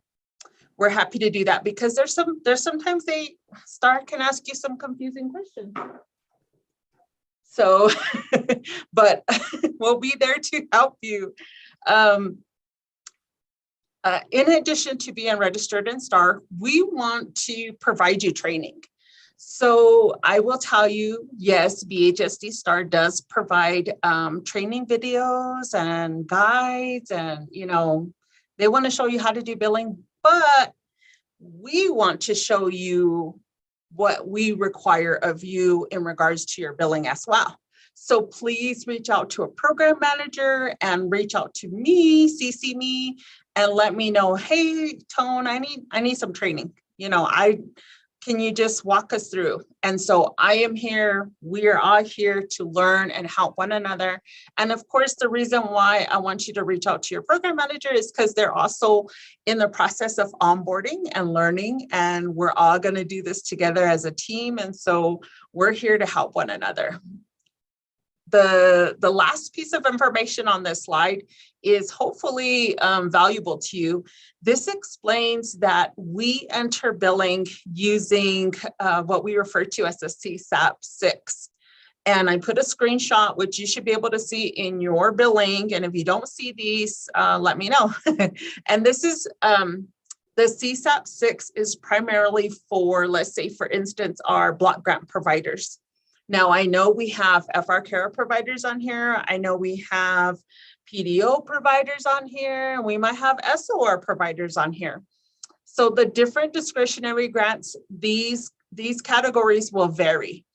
And so if your categories don't all look the same, that's okay. And typically I review those and make sure that you as a consultant, you as a provider, you have the right identified categories to bill to. And so if you ever have any questions or issues, just holler and let me know, give me a call, shoot me an email. And so we want billing entered by strategies or activities, or let's say, for instance, if you're doing a particular coordination of activities, a particular purchase of Narcan. So that's part of how the billing is set up. You'll see this green box that says add service, and they call it turquoise. This is a like a teal green to me, if you ask me. But anyways, that's where the section is where you add a service, and gives you for the block grant providers the CSAP 6. This is just an example, again, specific to block grant providers. But as I mentioned, other grant providers, you'll see a little bit different variation. Alrighty.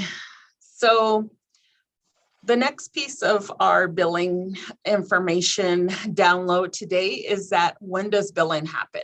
When is the best time to do billing? Now, you have options.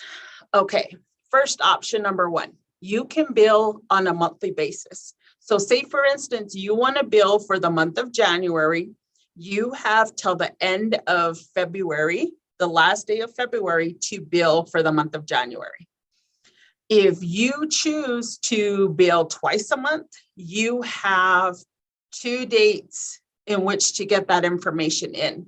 So say, for instance, you're going to bill for the first week of January. Not the first week of January. You want to bill for the first part of January. You have till 11:59 p.m. on January 15th to bill for those first 15 days. So from January 1st to the 15th, you have an option to bill for any expenses that occurred, checks were cut, whatever was paid during that time frame. You can bill that for the first half of the month. Now, the second piece, you can bill, if you bill twice a month, you will bill the remaining portion of the month by the last day of the month. So January, is it the 30th or 31st? But whatever day it is, I don't have a calendar in front of me. Whatever day is the last day of January, that's when you will submit your billing as well. Of course, keep in mind of weekends, keep in mind of, I just have to pull up a calendar because I want to be able to look at it myself.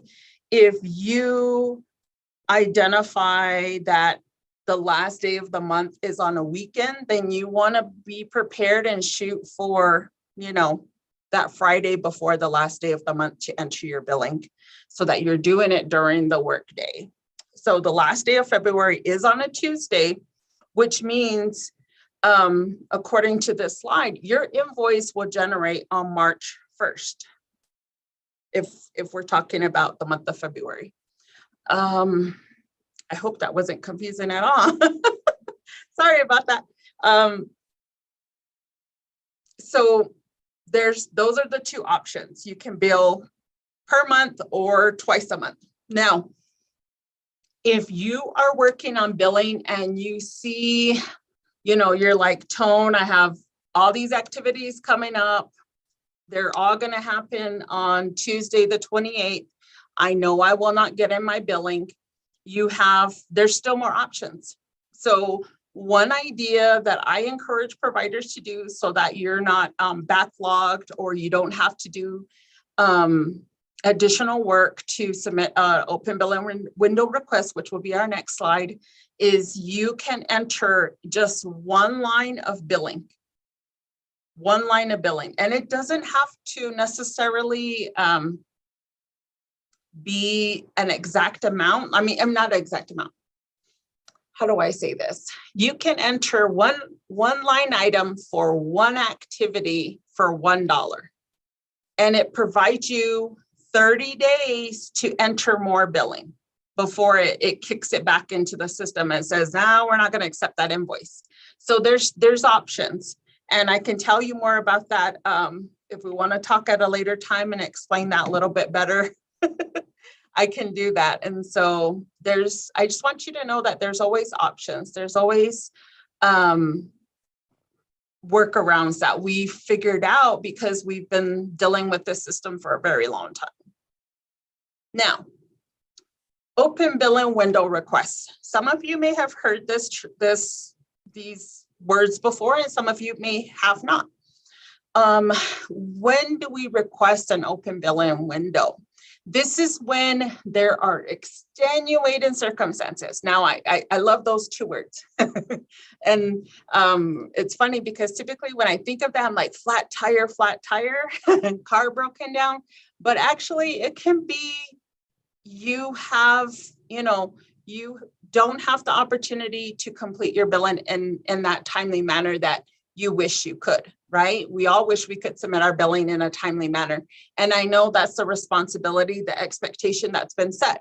But I want you to know, I understand things come up. There may be someone who gets sick. There may be a family member who gets sick. Whatever is going on, we're going to work with you. And so say February 28th has passed by, it's come and gone. And so we missed the deadline to bill. And so you will then submit an open billing window request form, and I'll show you the form here in a bit. And you will fill it out. The primary areas that people ask questions about is the project names and the reason. And so for the project name, majority of you have a funding code. So you have a funding code. So you have a identifier that says what type of funding is in your STAR system. Now the project name is actually in your STAR system. So if you open up your billing window, your STAR page, and you click on the prevention tab or whatever billing tabs you have on your left, and it shows, the funding you have, you're gonna click on that funding and it's gonna say general prevention, and it's gonna say PDO, it's gonna say FR CARA, whatever that name says that's highlighted or, in the green font, underlined, that's your project name. That's the information you're going to put on this form. And then the reason is, of course, tell us what happened. You don't have to give us a paragraph. You don't have to, pour your heart out. Just, concise, short, and to the point. Tell us what happened. We had several people out sick and we were unable to bill. I was out sick and unable to bill. Maybe the funding wasn't there. If you have any questions about, why you missed the billing window, we just have to justify why this request is being made, and pretty much we haven't had anybody's request be denied unless it's due to another reason, which funding may not be available for you to bill to. So here's what the billing request form will look like. I'll send it out to everybody. You'll all have access to it. There it is. And one thing to be mindful of is that falling colors are the STAR and falling colors. They changed their support email address. And so this is their new email address below. Some of you may have already used it before and some of you may have not, but take note of the new email address to contact them with any questions. And so what happens with the open billing window request form is it comes to the program managers. The program managers will have to sign off, date and approve or deny, but majority of the time, like I said, they're approved. And it will get sent to our behavioral health services finance department. They then turn around and take their opportunity to review and approve that information that's on the form and take it to the next level from there. We have to wait on the sidelines for those approvals to be finalized, which sometimes it takes some time, which we on the sidelines as well kind of cheer that form through. and say, excuse me, we sent you a form, what's going on? And so typically it could take about a day to get through and get finalized. And sometimes it could take a week. So please follow up with us if you don't see something approved within a week's time and let us know, hey, I had sent that request in. Do we have any updates for it? Alrighty, here we go. Nitty gritty on support and documentation. So supporting documentation is where we as program managers are able to see what your billing looks like in regards to your timesheets. We look at your receipts. We look at your activity reports. We look at your calendars, and we're able to identify this cost that's in the billing for $56.36 matches your expense for purchase of office supplies.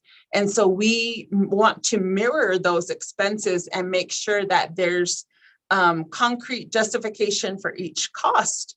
And so we use that to literally mirror image and walk through all of your billing in alignment with what you're getting reimbursed for. So we also ask that you keep a copy in your office, at your, not necessarily at your desk, but you keep a copy and access for your records as well, because in any event there's an audit, you have that documentation to back you up as well. One thing I know I learned is just to be really good at keeping all the receipts.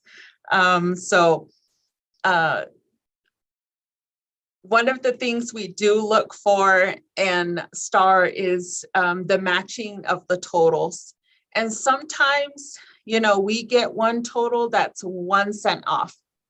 And I'll tell you, one time I did try to submit that to, I approved it, and a Fallen Color shot it back at me and said, you can't approve this. It doesn't match. It's wrong by 1 cent. So knowing that that's happened to me, we want to really make sure that those totals match. And if there's a reason why they don't match, we want an explanation on those supporting documentation, why it's not matching, or, there's a journal entry coming, or some sort of justification why those amounts are not matching. And if not, they should match. So if you have any questions about that, please let me know. But typically, if we see that as program managers are reviewing invoices, we try to automatically send it back for corrections. And so I really want to encourage all of you today to look in STAR after the 1st and the 16th of every month to see if you have any invoices in corrections that are pending. And we as program managers will really actively work hard to email you as well to inform you, hey, we noticed that there's, your total amounts are off by a little bit. Could you please check it and make those adjustments? So just want you to be aware of that. I hope I'm good on time. Please holler at me if I'm going over. Okay, update. All righty. I need to make sure, are people awake? Are we all awake? Okay, I can see some faces. Okay, just making sure you're awake, because you probably want to hear this. So I want to officially announce that we are allowing folks to do some out-of-state travel. And if you are interested, here are some guidelines. We want to be able to offer $2,000 per person per training. So say, for instance, you hear of the maybe a prescription drug conference that's happening in Tulsa, Oklahoma. I have no idea. I'm just making up stuff. You hear about a conference you really want to attend. It's for our region. It's something you're interested in attending. I want you to make sure you have permission within your agency to travel out of state before you make those arrangements. Make sure everything is approved, and what we're allowing is $2,000 per person. You can also send 2 staff at that 2,000 to attend 1 training, or you can send 1 staff person to 2 trainings, which we just want you to make sure that you're not going over 4,000 per year. But that's kind of the max level is what we want to keep it under. And so things you can purchase with that $2,000 is lodging, flight, per diem, ground transportation, parking, registration, those types of purchases. And you know, again, it's up to $2,000. If anything goes over that, that's where you will want to coordinate with your agency to see if they have any extra funding to support you for anything over $2,000. And then this is an opportunity to take advantage of. It doesn't mean we're requiring you to do this. It just means there's an opportunity for you to take advantage of this. So I hope to see you all interested in doing this, because I know I truly miss traveling and going to these amazing national conferences. But again, that's at your comfort level, at your provider's approval, and then and we can send this out via email so that you have OSAP approval as well. This is my reminder. I love reminders because I know sometimes I need a lot of reminders. So I want to give you all reminders as well. So please take this to heart. I really want to encourage you to look at your budgets, review your budgets, and see that if at any point in time, maybe on a quarterly basis, you notice, hey, you know, I'm running out of money in program supplies, or I'm running out of funds for media, you know, or you might notice I wasn't able to hire a staff person. It's been 3 months, you know, you're checking your calendar, you're checking your time. It's been 3 months, and you're going to say that's 3 months of salary and fringe that has gone unspent. What are we going to do with those monies? And so I would love for you to get in the habit of updating your OSAP budget, checking it, updating it, and then sending it to program managers, so that if you need to move funds that aren't being spent in a particular, you know, program area, because you send us your budgets, right? You send us an annual budget, and if that budget changes, please send it to us to review before you make those changes finalized. Meaning, you know, before you, yes. I'm sorry, there's a question from Valerie. Is the out-of-state travel in addition to our allotted amount for the year? No, the budget, that would be if you have funds that you haven't you know, like I said, so say for instance, if you have funds that you were going to hire a staff person and you have $4,000 floating around, you're like, I need to spend money, you can take up this option, but it's not in addition to, I don't have additional funds to give anybody for travel, but this is just to utilize within your current budget you have. Good question. Any other? This is Tanya. Mm-hmm. Hi, I have a question. I know that some coordinators, there might be just little coordinators, they might would want to send maybe like someone who's really close within their networks, or like a core team member. Would that be possible to work with those providers to come up with that out-of-state travel budget? To send somebody?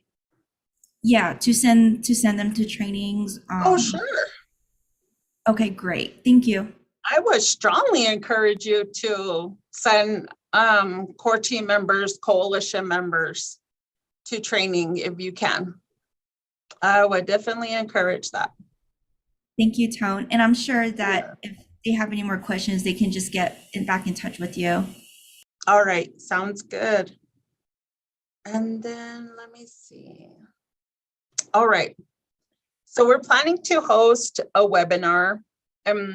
This billing webinar will go a little bit more in depth about what do we want from providers that may change going forward, because with the change in staff, we also want to create opportunities for our billing to become less burdensome, is basically the bottom line. And so I would love to hear from you as providers. If you have methods that work for you, if you have something that, this is easy for us to do and it's not hard, and this, makes billing manageable, please share that with us. And we want to gather those tools that are going to make the newbies lives easier. And so I definitely want to be able to, put my stamp of approval on those types of documents and methods, so that we can, get a better, friendlier system as we're going forward with billing. Because I know I've been in your shoes, and I know it can be time consuming to do billing. So just want to share that bit with you. We're going to do that webinar in March. We'll be sending out that announcement soon. Of course, any other questions? And what we're going to do I hope it stopped sharing. Can you guys? Okay. Yes, it did. It stopped. Awesome. Okay, so if you have any other questions, we'll do some other things coming up. Let me see. All right, so let's take a break, right? Yes, it is time for. Yay! All right, cool. So I went over a little longer. Take a break, y'all.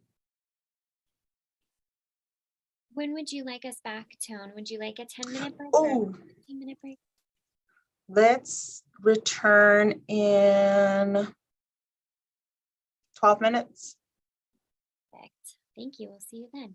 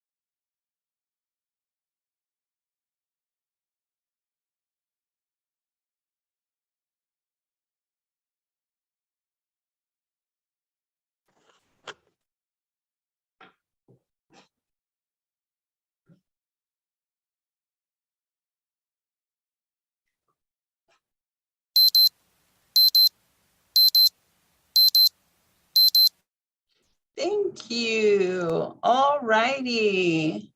Are we ready? We're gonna wake back up, folks, because we have a couple more presentations. We're kicking off our OSAP recipient meeting today. So let's begin with our New Mexico Community Survey data collection presentation by Marisa and Dave from Pyre. I will hand over the mic. Thanks, Tone. Yeah, so we just have a quick piece that we wanted to fit into the agenda today. So not a presentation, but hopefully some helpful information and reminders. Before I get started, though, I'll for those of you who don't know me or recognize my name yet from all the emails, I'm Marisa Elias. I am with the Pyre team. I am a co-PI with my colleague Dave Curry on the New Mexico Community Survey Project. Now you can put a face to the name of the emails you've been seeing. And if you haven't been seeing emails and you need to be seeing emails, please let me know. Yeah, and I don't see, are you there, Dave? Do you want to wave, say a quick hello? Sure, yeah, I'm here. Thanks, Marisa. Yeah, mostly I'm here to thank you all for all that you do to help support all this. Marisa's really going to go through some of the reminders. But without you all doing what you do to help ensure that the community survey has really good representation from the communities that you're in, this would be nowhere near as successful, both at the state level for all that's done, and a lot is done with the data at the state level. So there's very much appreciation from OSAP and others at the state level for all that's done, but obviously then in your community. So we're happy to be doing what we do to help support your communities, and we very much thank you for all you do to support those communities, and we thank you for this from the state level as well. That's the main thing. I just wanted to pass it back to Marisa then for some of the reminders. Great. Thank you so much, Dave. And yes, I echo what Dave said. We are so appreciative and grateful to all of you for your efforts, for your thoughtfulness that has gone into the protocols that have been submitted.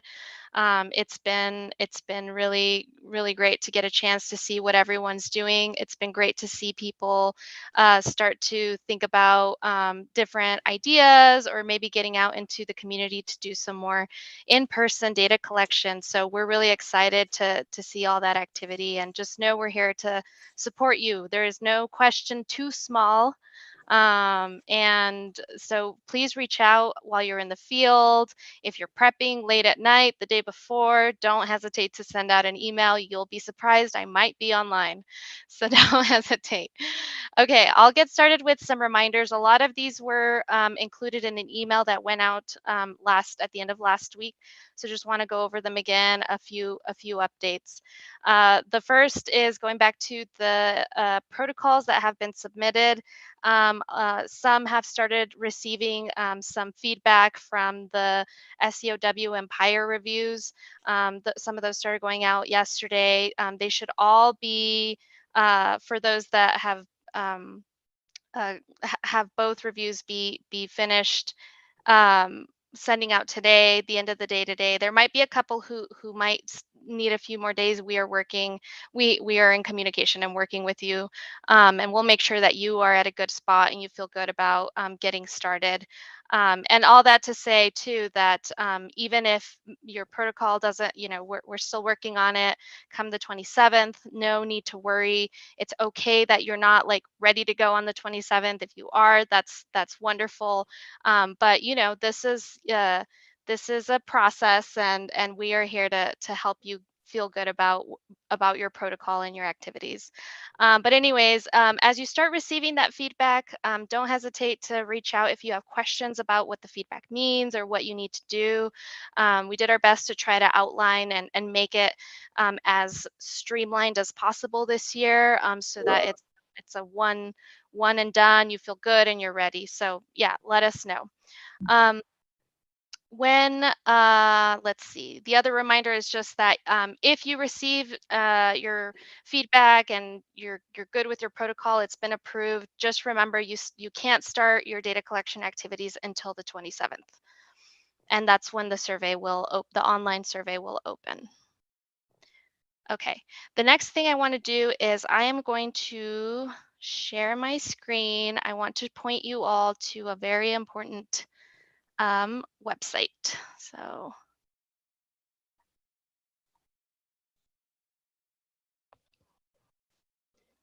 let's see. Okay, can you all see the NM prevention website? Get some head nods. Yes. Okay, great. So we've been referencing the website a lot. The website, the main page is just nmprevention.org.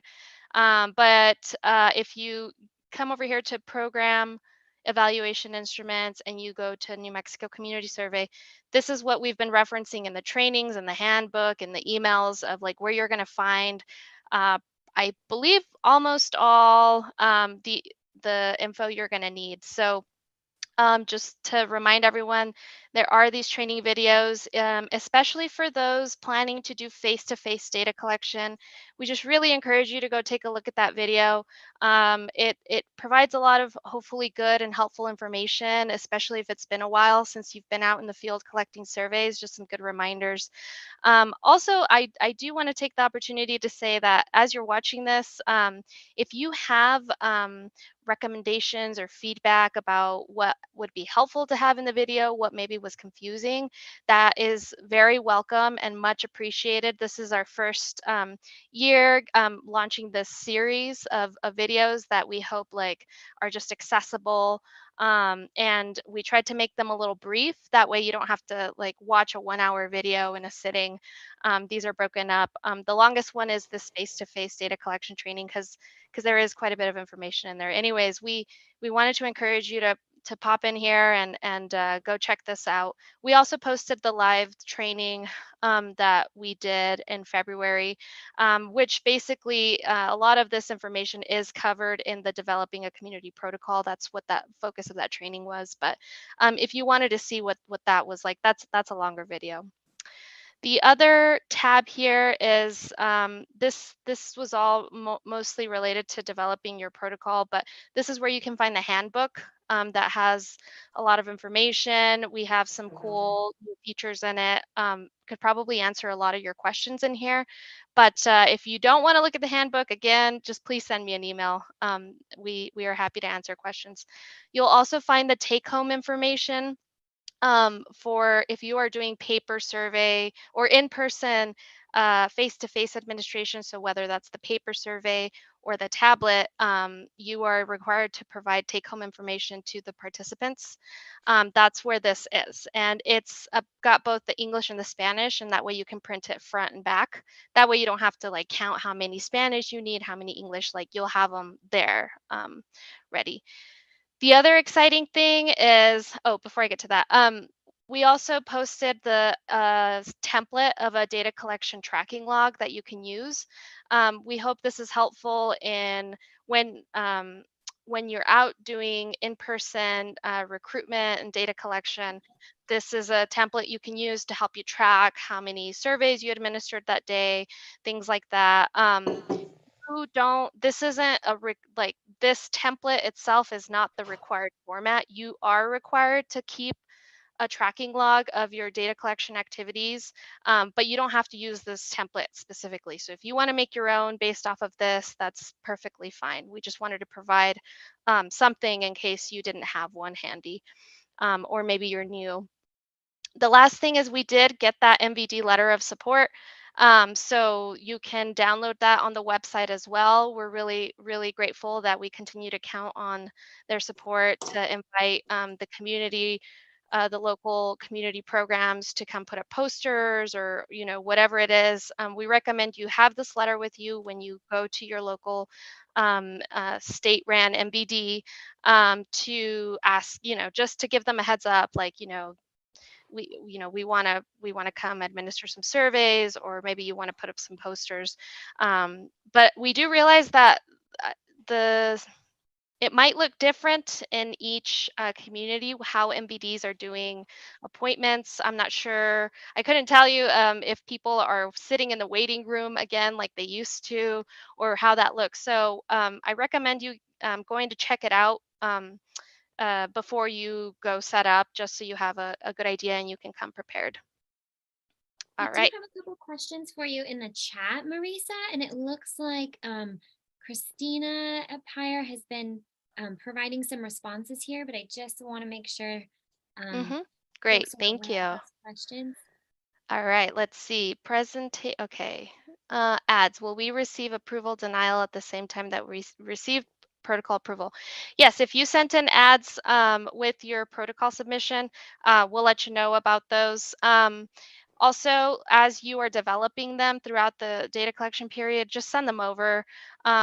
It's not a whole process for us to take a look at them. We just do like a quick look just to make sure that nothing is like, you know, doesn't fall within like what we would expect with doing the New Mexico Community Survey. But you know, we don't expect this to hold you up in the field. Just please send it over to us. Let us know it's a new ad that you plan to use, and you could do it, you know, halfway through whenever you're getting ready to use those.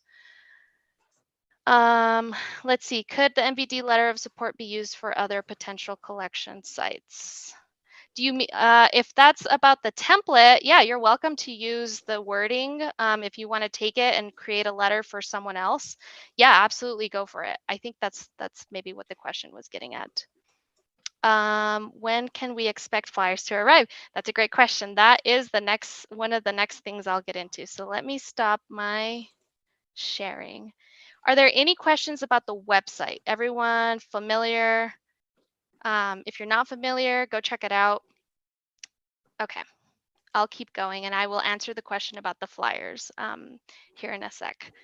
All right, so as far as programs who plan or might be planning face-to-face paper or tablet data collection, I showed you where that video was. Go check it out. Just a reminder, please go make sure and you re-download the paper survey templates that you want to use. We caught a few errors like maybe 2 or 3 weeks ago. So if you happen to download a version from a few weeks ago, it might not be the current one. So go and re-download those the templates again just to be safe. And just a reminder about those, the methamphetamine and the PFS 20 modules, they're there so that you could see what those questions are going to look like online, but they are not for printed paper use. Those are only for online data collection. Let's see. We talked about the tracking log. Spanish survey templates are also now posted on the website. The other thing that will be posted on the website today, it's in process of getting posted up there, is the flyer, the NMCS flyer with the QR code and the tiny URL. So you will be able to get that from there. Just send me a quick email if you forget and you need the URL or you need the QR code. I'm happy to share that with you. Okay. So really important coming up. We'll be sending an email about this probably by the end of the day tomorrow. We count on your help each year to do beta testing of the online survey specifically for your county. So this is the chance for you to help us identify if your community specific questions have been programmed correctly. So make sure that if you submitted community specific questions that they show up for your county. And also the modules that you have selected. So we'll be sending out an email with instructions of, to remind you, like, these are the specific things you should look for. And that will be really helpful to us because, as you can imagine, there's like, I think maybe somewhere around like between 2025, programs participating in the NMCS. So that's a lot to try to keep track of, and we do our best to double check. but it's really, really valuable to us if you can check for your county. So you'll go in to the link, take the survey as if you were someone from your county. We'll give you some instructions and some examples of other ways that you can test the link for us. And it's okay to submit it, go all the way through. What we'll do is we'll delete all of these test entries before the survey goes live on Monday. When the survey goes live on Monday on the 27th, please do not do any more testing of the survey. Now it's live. Now this is going to be, you know, responses that we're collecting as part of our samples. So we'll send these reminders in the email that goes out. Right now, we're just trying to finalize some programming pieces so that it can be as ready as possible for the beta testing. All right, and then for the printed materials, for those of you who submitted requests for receiving the PIRE produced printed materials, the printing ordering stuff is going to be in process here. I apologize that it's not here before data collection gets started. As you can imagine, sometimes the process can get tied up when waiting to hear back from everyone, how many they need, and working with the printer. But so we appreciate your patience. We do expect to get that order out soon, and then as soon as we have it in our hands, we'll start mailing it out. And I'll let you all know when to be on the lookout for your order that you ordered. If you haven't put in your order to us and you do want something, please put it in today. After today, you know, it'll be hard to kind of go back and adjust our quantities. We are trying to get that order out as soon as possible. Okay, let's see. Are there any questions that I haven't answered? QR code. I have a question. It's not going to be popular question, but it is a concern. Last year was so frustrating because every time we would check on how many surveys have been completed, that number always changed. It wasn't accurate. And even when we ended the survey, our numbers weren't reflective. So we thought we didn't get enough. And then way at the end, later on, we found out we had enough. So and then there was like, oh, these didn't count or these counted. Are those glitches fixed on counting our surveys? Thanks for bringing that up, Joanna. So a few things. Last year was the first year we had switched to a new survey platform, which is, it used to be Qualtrics, it was Alchemer. So there was a lot on our end of trying to just like figure out the new way to like produce these reports, because these are manual. Our PIRE team member has to go in and kind of manually do these weekly reports for our counties. And so at the beginning, I think there was just a few things to kind of work through of figuring out like the best way that we can pull the most accurate number we can have at that time. So appreciate you bringing that up. Appreciate all of your patience as we worked through all of those. We hope it goes more smoothly this year. There's some other factors that kind of go into trying to pull those specific numbers that we were pulling by. I think we were doing gender identity and race and ethnicity.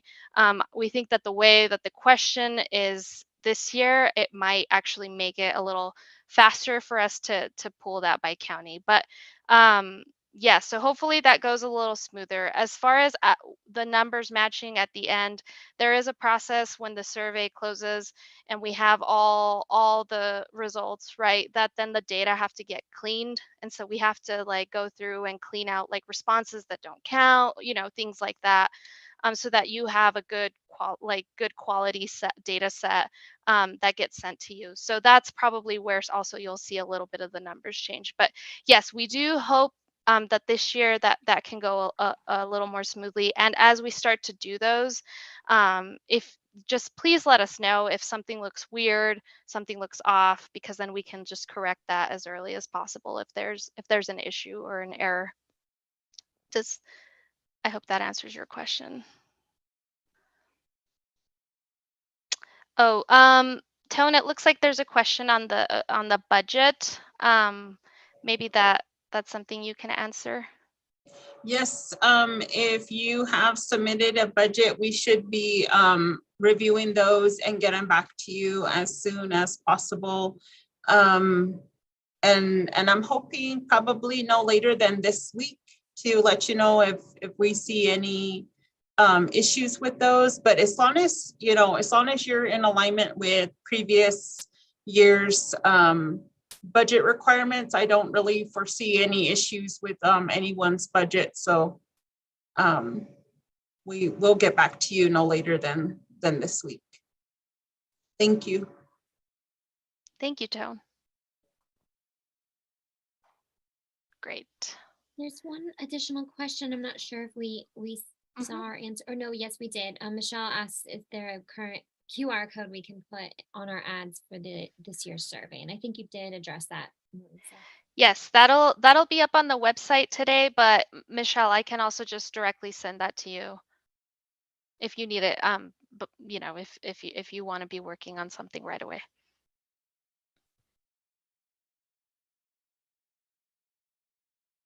All right, let's see. Okay, well, if you think of anything else, please don't hesitate to reach out to us. I'll put my email in the chat. Again, there is no question too small. It doesn't matter if we've said it before. If we haven't, please don't hesitate to reach out. We want you to feel good and comfortable and confident about your data collection process. We're here to support you in that. So don't hesitate to reach out if you need anything or you have any concerns. And especially if you run into any issues out in the field, if you can let us know right away if there's an incident or anything that you want to report, it's helpful to us, because then if it's something that we can help address for all the programs doing data collection in the field, then it's helpful. It's helpful for us. I have one more thing because that's my personality. I'm sorry. No, that's okay. And I know this has been brought up. The evaluators have brought up this issue and this point, but as a preventionist, it gets really frustrating and hard to back this survey strictly because it's so long.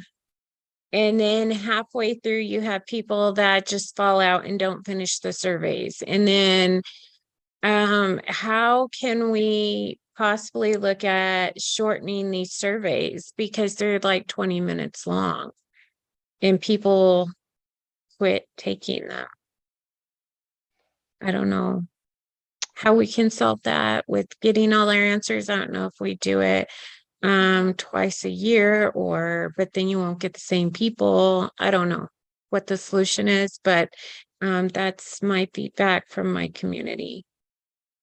Yeah, thanks, Joanna. Just briefly, I think that, yeah, that's definitely been a concern, and something that we are always trying to figure out. I was just reading that. Yeah, that we've been trying to work with everyone. So, the core survey is absolutely required. We have to collect that information because it's the indicators that, OSAP is tracking, that we're all tracking as part of like what's, in our scopes of work. And so, we do our best to try to like make that as like concise and efficient as possible. But then after that, when you start adding modules and community specific questions, like that also kind of helps make the survey a little longer. So it's kind of a balance that I think each year we're trying to figure out what's the best way to kind of balance like the requirements, right? And then like the things that are maybe not required, but that are very important to our stakeholders and the coalition, partners. And so I think the first thing is like just the more you can like work really closely with your evaluator on talking about and thinking about what is the information that we really do need, that we really do need to use, what information can we alternate from year to year, having those kinds of conversations. But please note, Joanna, that it is something that we are constantly trying to think about, and that we hope that as we continue to work with you all and hear from you all, that we can find ways to alleviate that. So that's what I'll say. I don't know if anyone else from the Pyre team or any of our other evaluators, I welcome you to also chime in if you have any recommendations based on how you've approached this in your communities, because I know it's been definitely something that's been on everyone's mind. And my concern is too, like, we want to hit all the population, and we want feedback from like every demographic and people who are users as well. But you're gonna most likely get your data from people that are like clean and straight, and you know what I mean? Because they have that attention span to fill it out. I don't want to sound biased, but I'm just realistic about like these different populations we serve and their attention span to even complete the surveys. Yeah. This is Tone. Oh, yeah, go ahead, Tone, please. this is Tone. I think, thanks for your feedback, Joanna. And that was one of the things that I liked about in-person paper surveys, is you have time to work with individuals who may struggle with filling out the survey in a timely manner. And one of the things too that I just want to stress to all of you, and it takes time to build up that familiarity with the community doing the community survey, your population doing the survey. One of the things that I used to stress is that we use this information to help improve our prevention systems, help incorporate better activities, all kinds of data that can go back and be used to help us plan, help us organize, help us strategize what is going to work best for our community. And so one of the things that took me, was my elevator speech to present to anybody, like, we use this data for a reason. Please fill out our survey. And it took us a long time to really build that time frame. I used to say it's going to take you longer. Like, I used to be honest. I'm like, they anticipate it's going to be 15 minutes. I remember back in the day it was like, oh, it's a 15-minute survey. I'm like, it's going to take you longer. I used to tell folks, and but I told them, take your time with the survey, answer all the questions that are applicable to you, that make sense to you, and the tough part is that sometimes if they don't answer a question, then those surveys get kicked out, right? If they don't, there's certain parameters built in there, but I would just say continue to do the best you can with advising, your community members to please fill out this survey. Just encouragement from, I don't know if you can get a community leader to say, I support community members filling out the community survey. Just having some sort of support system as well, that, take the time to fill it out. Just some of those positive messages too is helpful, or even the kids, who benefits from this? Who, how is this impacting your community? I would turn it around and say, your time, your 30 minutes is going to help in the long run, for our programs, for our, our efforts within the community. And so I think that there's a way to do it. And thinking about incentives, you made me think about too, are we making sure, hey, if you fill this out, you have a chance to win a gift card. If that doesn't, if the heart to heart doesn't work, I'd be like, I remember I used to stand there with like snacks, like, could you please fill this out? I'll give you a bottle of water.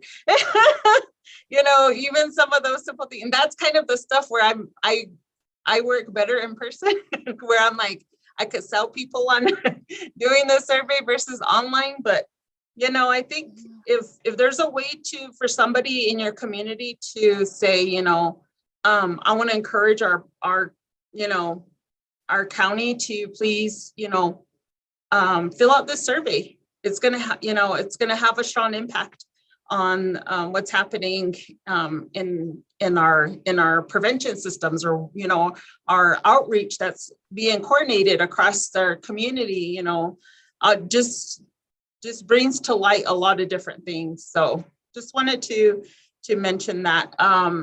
Tyson has his hand raised. What's up, Tyson? Hey, good morning, everybody. First and foremost, hope everybody's doing well. Yeah, I have a comment and a question on the surveys. So my comment is also, you know, post post-COVID, I know that our communities are going to be hit with a lot of different surveys because there's going to be public, there's going to be behavioral health surveys. I know for my community, there's going to be 4 different surveys that's going to be administered. So, you know, that's first of all my comment. And then my question is, you know, I am kind of skeptical about collecting the amount of surveys that we are supposed to collect. So in that case, if we do get less, what does that look like? That's a good question, Tyson, and I appreciate you bringing that up because there are a lot of new staff. So, you know, that the reference that's given in the protocol template is just like it's to provide a reference of, like, you know, something that you should strive for, that it helps to have if your sample, you know, I think that the number in there is like, if you can collect a sample of 300, that's great. But there's no penalty for not reaching that, right? This is, you know, you are working in your community, you are doing the work, you know, your community, you're doing the best you can when you design your protocol of addressing, right, of figuring out, you know, these are the places we need to be where we can get, you know, all community members. But there's, you know, there's not going to be a penalty. It's just more of like understanding, like, obviously the more numbers you have, right, the more information you have. And so we, you know, we provide that reference there as something to strive for. But, you know, for especially since COVID, it's been a really hard number to reach for some communities, especially thinking about like our rural communities, our smaller communities, our tribal communities. Like, there's all these different sometimes like limitations in getting the word out in collecting online surveys. So yes, so thanks for your question. Please note that, you know, there's not a penalty for not reaching your number. And if you are concerned and if you're concerned about, you know, I'm doing all these things, I don't know, like, feel free to reach out to us. We're like happy to talk about your process and provide as much like ideas and support as we can to help you feel good about your process. Thank you. Mm-hmm. Thank you so much, Marisa. Thank you all for your wonderful questions. So now we will transition into one of our last provider highlights for today. And we will have Joseph Hill from the Center for Health Innovation joining us. Joseph, you have the mic. Are you ready?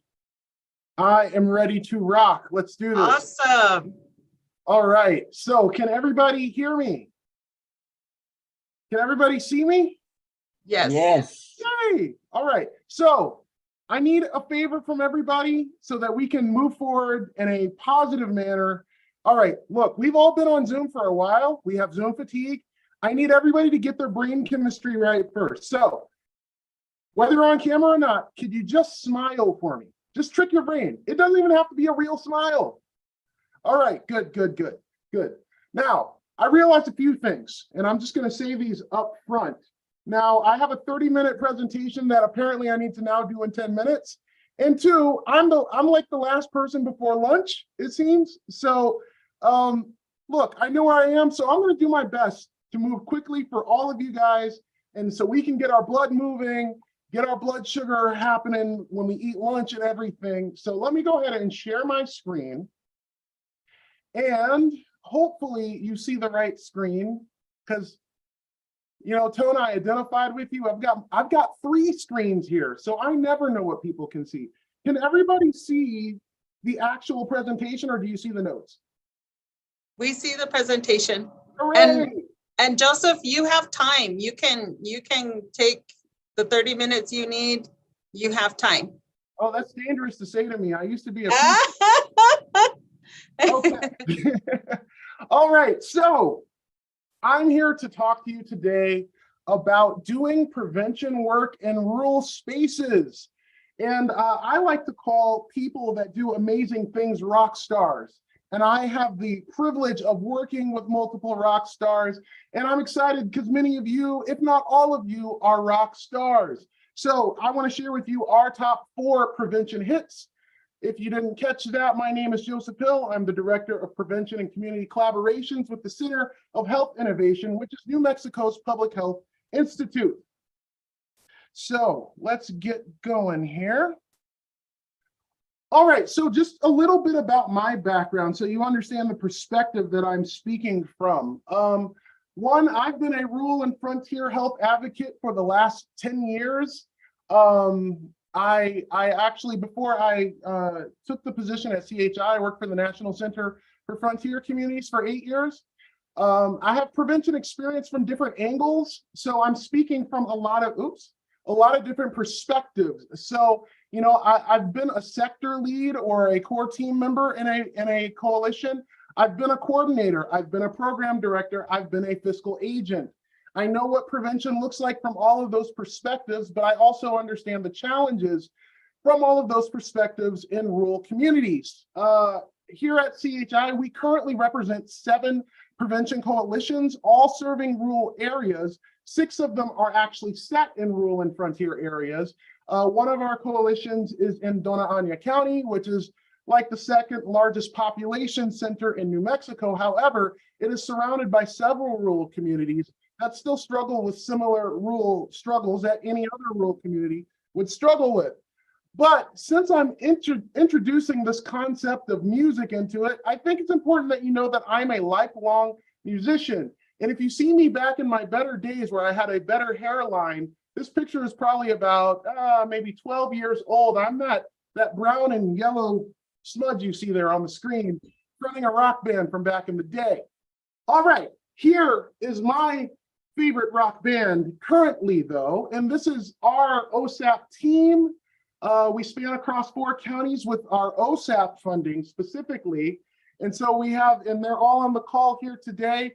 We have Jessica Garcia in Dona Ana. We've got Valerie Kling in Grant County, who is also my associate director. She is awesome. I've got Erin Small in Dona Ana. I've got Josephine Vienna, who just joined with us in Sierra County. And I've got Angelica Rodriguez, A-Rod, as I call her in my head, like the famous baseball player, in Luna County. And we have been rocking it out for a while. And I want to talk to you about what I call prevention as a rock band. And there's a reason why I always think of it this way. And I've thought of it this way for years. Because just like if you've ever played in a musical situation, maybe you played in your school band, or maybe you played with a church group or something like that, you kind of understand this concept of people playing different instruments that do different things. So for instance, the bass guitar, they lay down the groove, the drums, they keep the rhythm guitar, they help the bass with the groove as well. But then the lead guitar, they bring in the melody, and the vocals, they bring in the melody, but also they put meaning on top of it with their words. And prevention is much like that, because as you work with your core teams, you have people that do different things. You have your law enforcement that might bring in more of a punitive sense of it, but then you have your treatment providers that link the prevention that we do into the interventions. And I could provide a myriad of examples that you guys all understand and know because you live this. But here's the key thing. It only works when you're playing the same song. One of my favorite times in warming up with a band is usually before you get started, because a lot of times people will just play random different things. But here's the thing, it sounds terrible because everybody's playing something different at the same time. But when everybody's playing the same thing, beautiful, magical things can happen. Now, one thing also about the band setup, the rock band setup in prevention, is that some bandmates are more visible than others, and that's okay. It's okay. Now, for instance, maybe you know Mick Jagger is the lead singer of the Rolling Stones, but maybe you have no clue who the bass player was, right? And that's okay, because they're still an amazing band that have sold bajillions of records and made an amazing impact. And that's kind of the point. We can have a massive influence on the public, and that's huge. There is so much power in your rooms and across this virtual room that we're all in together, because we literally save lives. We make differences. One of the hard things about prevention is when you do it well, nobody notices. However, we are making a big impact, and it's important to always remember that. And remember that when you're playing in your rock bands and rocking out in your communities with prevention, that's what you're doing. So here are CHI's top 4 prevention hits. One, it's a concept more than anything. That rules, which is a strengths-based perspective. I'll talk about that briefly. Number 2, connection with an audience, a personal connection with an audience, which is around stakeholder engagement. What I call bigger shows and smaller clubs, which has to do with equity, and the concept of touring with other bands, which I call sustainability.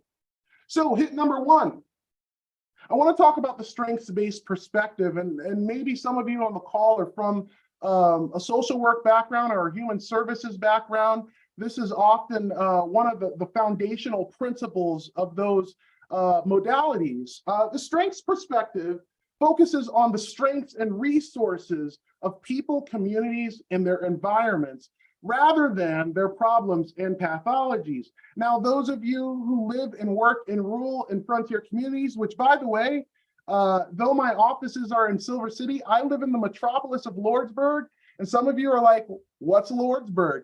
And that's kind of my point. Anyways, it's important to understand that as many challenges as rural and frontier communities have, there are also so many benefits and so many beautiful things that people don't actually get unless they live in these communities or they've had the opportunity to experience some of these beautiful things, right? We're just as strong as we are as far as having challenges. And it's important to start with that from the beginning. And so on the right-hand side, there's a picture of me. I was in Quamato there. Does anybody know where Quamato is? A few of you, I bet. Has anybody been to Quamato? Quamato is one of those places, yeah, I'm seeing people are like, nope, what's Quamato? Quamato is one of those places that you don't go there unless you have a reason. It's kind of in the middle of nowhere. It's a very windswept community. But I saw somebody said great fishing, which, you know, it's amazing anytime you have water in the state. So amen to that, sister. So I was actually scheduled to do a presentation to the middle schoolers and high schoolers in Quamato High School and Middle School in their school. And I show up already. I had a certain amount of copies because I had handouts for everybody. And it was cool because I met literally everybody in the school district, because it's all housed in just one small building, from pre-K all the way up to senior year of high school. And I met the superintendent, I met the principal, I met everybody, and it was amazing. And then they say, hey, can you present to the entire school? And I thought in my head, okay, I have a very focused presentation that is specifically for young adults, pretty much. But I said, sure, why not? Let's do this. I only had a certain amount of copies. You could see a couple of those people holding the copies. Now, all of a sudden, I just had enough for about maybe, I don't know, 12% of the school district. But you know what I also thought, as I thought of all of the challenges? I thought, wow, I have this opportunity to share best practices and awareness around behavioral health and substance misuse with an entire school district all at once. And I thought, man, this wouldn't happen anywhere else because it's a benefit to be in a rural place. So rural and frontier communities, you know, they're flexible, just like that situation. They're resilient. And also the thing that I love, if you can't tell that I like to talk, they're relational, right? Sometimes it's hard to get things done business as usual in rural communities. And I just heard somebody out there that's in a rural community right now just say amen to that. However, you can actually have relationships with the people that you're serving more so than in places with larger population areas. And that is an important thing. So that's our first hit, just our mindset. Our mindset is what pretty much leads the way for our success. Understanding that we aren't in a place where we're disadvantaged, we're actually advantaged. So, oh, I see the amens in the chat. So, oh, was that Joanna? Go Cavemen. All right, so hit number 2, connect with the audience. And that's another thing. Here, I wanna show you a little video that Aaron, also with the assistance of Jessica, made here. And here's some examples of some of the community building things that they've been doing in Doña County. Many of them are set in rural areas. So here you see them just preserving the creations of our culture. You see, I'll see one of my favorite pictures soon. I love this, protecting our future and changing this world. Nurturing our traditions by working together for a better tomorrow. I love this picture. How often do you see a Black priest on a horse? I'm just saying. Anyways, connecting with partners that live and breathe with us all. Here's an example of them doing some talk they hear you work. Here's them working with the National Guard, who I'll talk about later, who has been a phenomenal partner with us. But serving the community with time and love. Building cultural bridges that connect us to the religious sector of our communities, which has been a massive hit for us in Doña County. And speaking in such a way that will be respected, appreciated, and understood. You see here a campaign that we do in Espanol, you know, just making sure that we literally speak the language of our people, which, you know, based on your cultural competency is going to be different in different areas, but that's the key thing. So when we try to create an intimate connection with our audience, the successful strategies that we've had are mainly identifying the most impactful institutions or industries in our communities. I gave a shout out to Joanna because I used to live out there in Carlsbad. And let me tell you, you can't move a lot of things without engaging with the oil and gas community. You know, out here in this area in Grant County and Hidalgo County and some of the surrounding areas, it's dominated by the mining industry, right? So if you really want to move some work, a lot of times you have to engage with them as well. You have to be mindful of wherever you are. In tribal communities, you have to engage with tribal leadership, right? Rural communities tend to have to rely more on key institutions than larger places. And so understanding what that is in your community, and it's going to be different for communities. In some communities, the church has phenomenal impact. It is a big deal. In some communities, maybe not so much, but a lot of times in rural communities, that's one of the public centers for everybody. It's usually the place where you can catch everyone. So if you get Father so-and-so or Pastor so-and-so on board, you get a lot of other people on board too. Also, just understanding the values, making sure you understand the religious leanings or the political leanings or the various cultural manifestations in your particular community. Understanding not just how people think about things and their worldviews and the way they group themselves, but also how do people culturally present themselves? What's considered rude? What's considered polite? Just truly getting to the bottom of understanding that about your community and understanding that a lot of our prevention work is embedded in those things if we move within those rules. And has anybody, virtual show of hands or whether you're on screen, has anybody ever heard of WIFM? Those of you who work with me often always hear about it because I never stop talking about it. All right, I literally can only see one person and I'm getting a blank stare from them when I say WIFM. So I want to assume that most people have no clue what WIFM is. WIFM is probably one of the most important things that you need to understand in engaging with rural communities, but with anybody for that matter. WIFM, it stands for what's in it for me. In other words, you need to be able to answer that question when you're working with community partners, but also the community themselves. For instance, you know, and look, I truly believe that it's much harder to do surveys, for instance, like as that just came up, in rural communities. But as you do these surveys, you have to very clearly answer the question, well, what's in it for me, right? Or if you're doing if you're trying to work with the school district, well, what's in it for them? Are you just asking them to do more work for free, or is there some benefit to them, right? So another hit that we have in connecting with our audience is just simply asking ourselves that question, what's in it for me? And trying to understand the motivations that can bring people to the table for community partners. So hit number 3, bigger shows in smaller clubs. I want to briefly talk to you about my favorite show, and I'm an avid lover of music. I've been to a lot of different concerts over the years, but my absolute favorite one was one that I actually went to recently. Things were finally starting to open up, and I went to this concert in Phoenix. I saw this band called Bent Knee.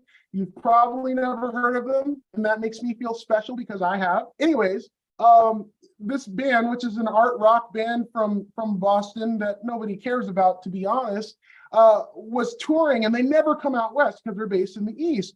And in this venue, there was probably only about 100 people to come see the band. But that was the beauty of why this was so amazing, because we could really have this intimate experience with this band. And I was so close to them that I could actually smell them, which, you know, they were touring in a van for a while. So that actually wasn't a pleasant thing. But, you know, I won't tell you any more about that. But I link this specifically with equity.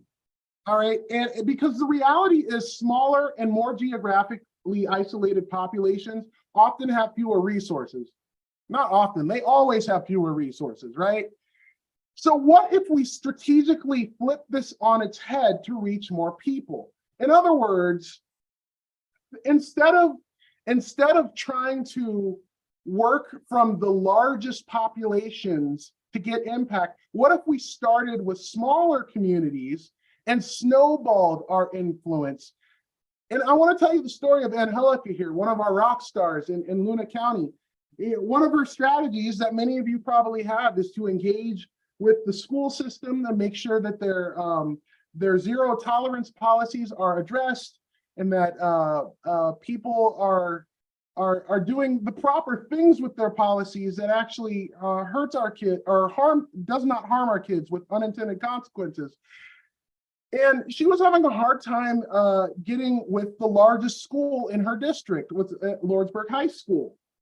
And to be honest, it's still kind of a challenge to get working with them. And many of you probably struggle with the same issue. However, one school saw the value of what she was doing and pretty much gave her carte blanche. She can pretty much just walk in there whenever she wants and give any type of presentation or do anything she wants to do. Maybe I'm exaggerating a little, but they have really opened the doors for her. And this is a beautiful thing. This is a beautiful thing. Because of this, the other schools that were a little bit more resistant, they're actually returning calls and emails now, just because of this small action. So that is a picture of the concept in action, right? Building influence in smaller venues before playing big arenas, right? If you ever struggle with a particular system, whether it's law enforcement, whether it's schools, whether it's treatment providers, try to find the smallest venue in which you can relate with them and work with them and figure out their WIFM and work with them. And I promise you, the more you do that and the more you build your street cred amongst that population, the easier it is for you to get to the point where you begin to play in arenas.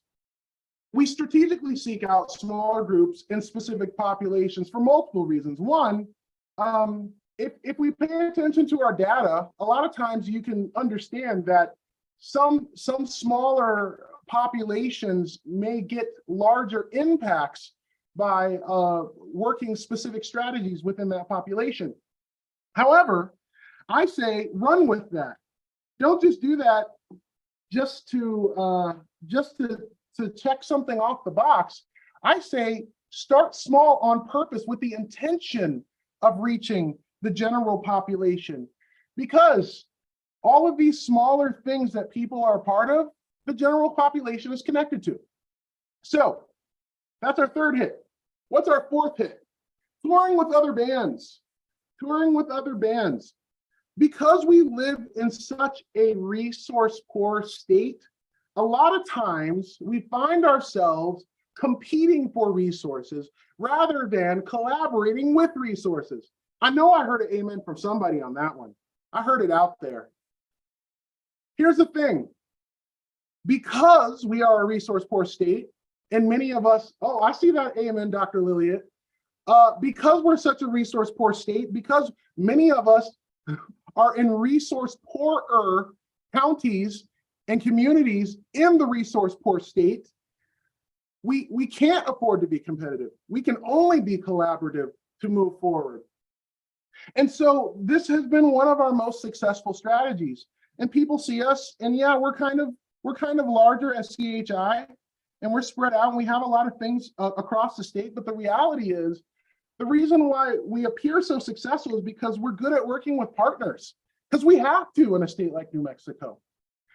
And so one of our top strategies, one of our top hits, is simply just doing everything we can to work with everybody else, to not just build capacity within ourselves, but to do everything we can to build capacities and our partners. Because you know what, when you do that well enough and you build that relationship, it always comes back to you in some way, shape, or form.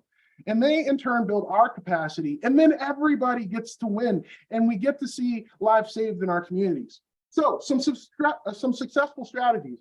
One, just finding regional partners that serve the community areas. And the more rural or frontier you are, please hear me, because and I come from this with experience on this.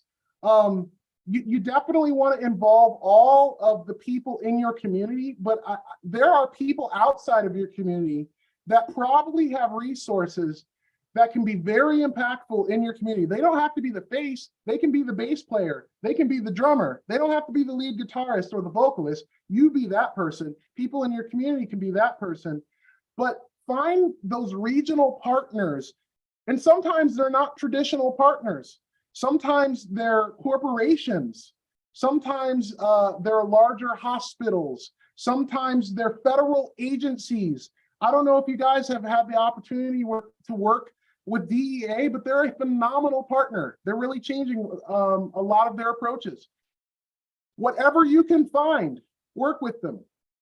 But also you have to be strategic in opening doors for other partners, because it encourages them to open doors for us. And again, win-win. So you may have a hard time getting into a specific sector, and another group may already be there, and vice versa. You may be there and they may have a hard time. Well, if you help them get there, a lot of times they can help get you where you need to go.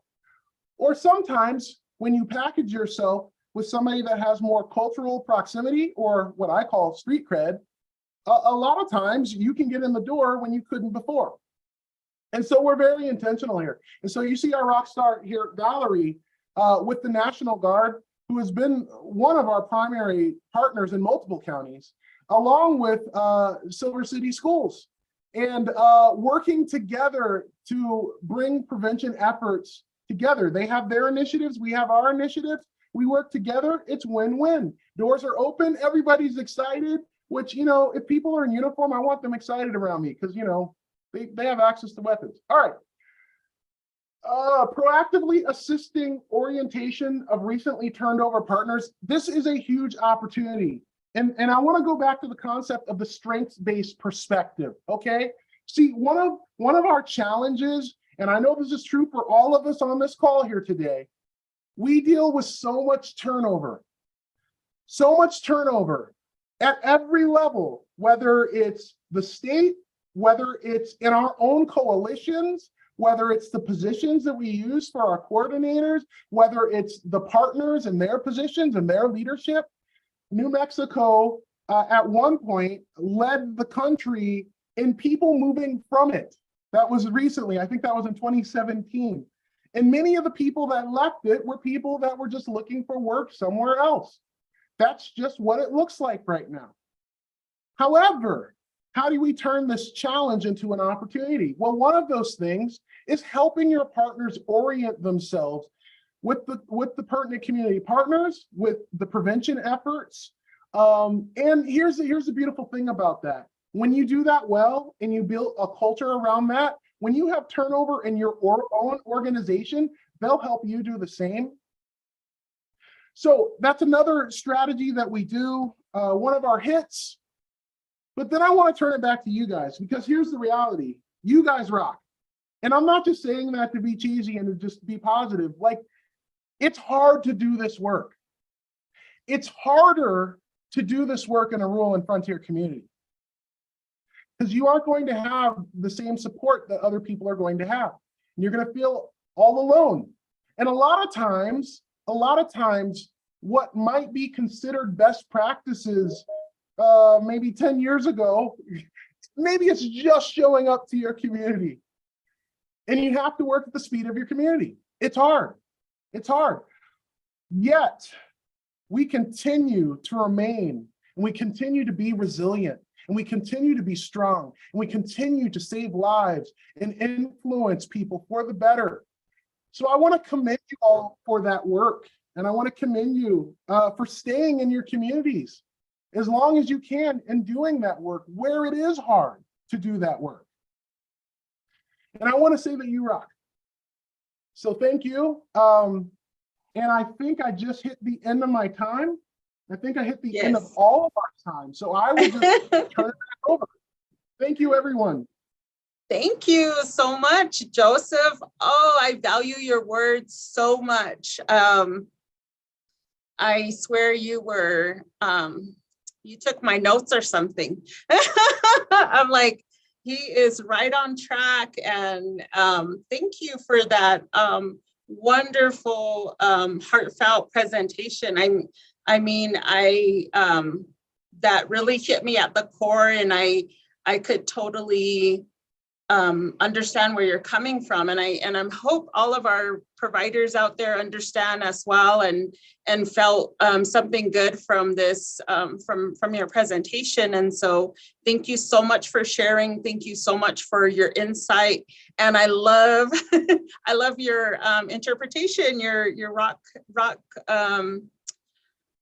star presentation. And so it was fun, and it was interactive, and it was great. So thank you. I have one hopefully real quick wrap up for all of you. Thank you so much that we had such a really filled day, and a lot of things covered from our Northern folks, Rocky Mountain Youth Corps. Thank you so much for your presentation on engaging with youth. I mean, it's just really powerful work that you're doing there and in your community. Thanks to Paula Feathers for the workforce training system overview, and please sign up for more trainings with the training system. I would like to thank Marisa for the New Mexico Community Survey information that we were able to hear about today, and questions got answered. And again, thanks again to Joseph for the presentation of prevention in rural communities.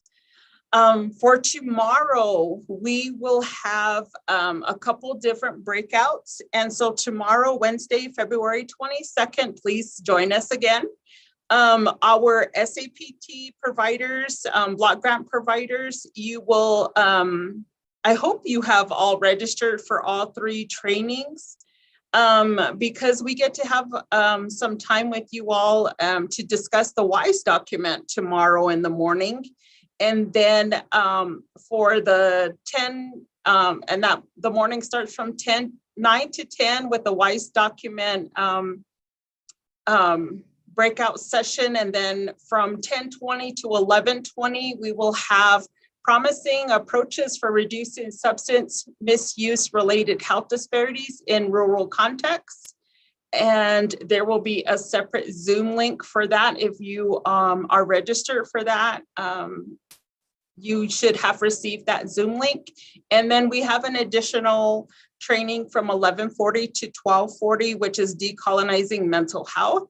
And you should have been able to receive those Zoom links if you register for those. If you have any issues with registration, please get a hold of Jennifer, who's on the Zoom right now, and we will take a break. And well, actually, we will adjourn. I have a break, but the rest of you all have a great, amazing day, amazing afternoon. And again, thank you for your time. For our block grant providers, please join us for the breakout at 1:30, and I will see you all soon. Andrea, is there anything else we need to cover? Oh, I believe there's a survey that will be shared after the meeting is over. Is that correct? That's right, Tone. You covered, I think, all the bases. Just so everyone knows, registration is closed, but Jennifer did send out all of the Zoom links this morning for all the upcoming breakouts. Perfect. We'll take attendance in each of those breakouts, so we'll be sure to grab your names when you're in attendance. And there will be a very short survey when you close your Zoom window. Please give us some feedback so we can plan a great meeting for you in August. Yes, thank you all, and we'll see SAPT providers at 1:30 on the Zoom invite that was sent out for this afternoon. So look forward to seeing you all.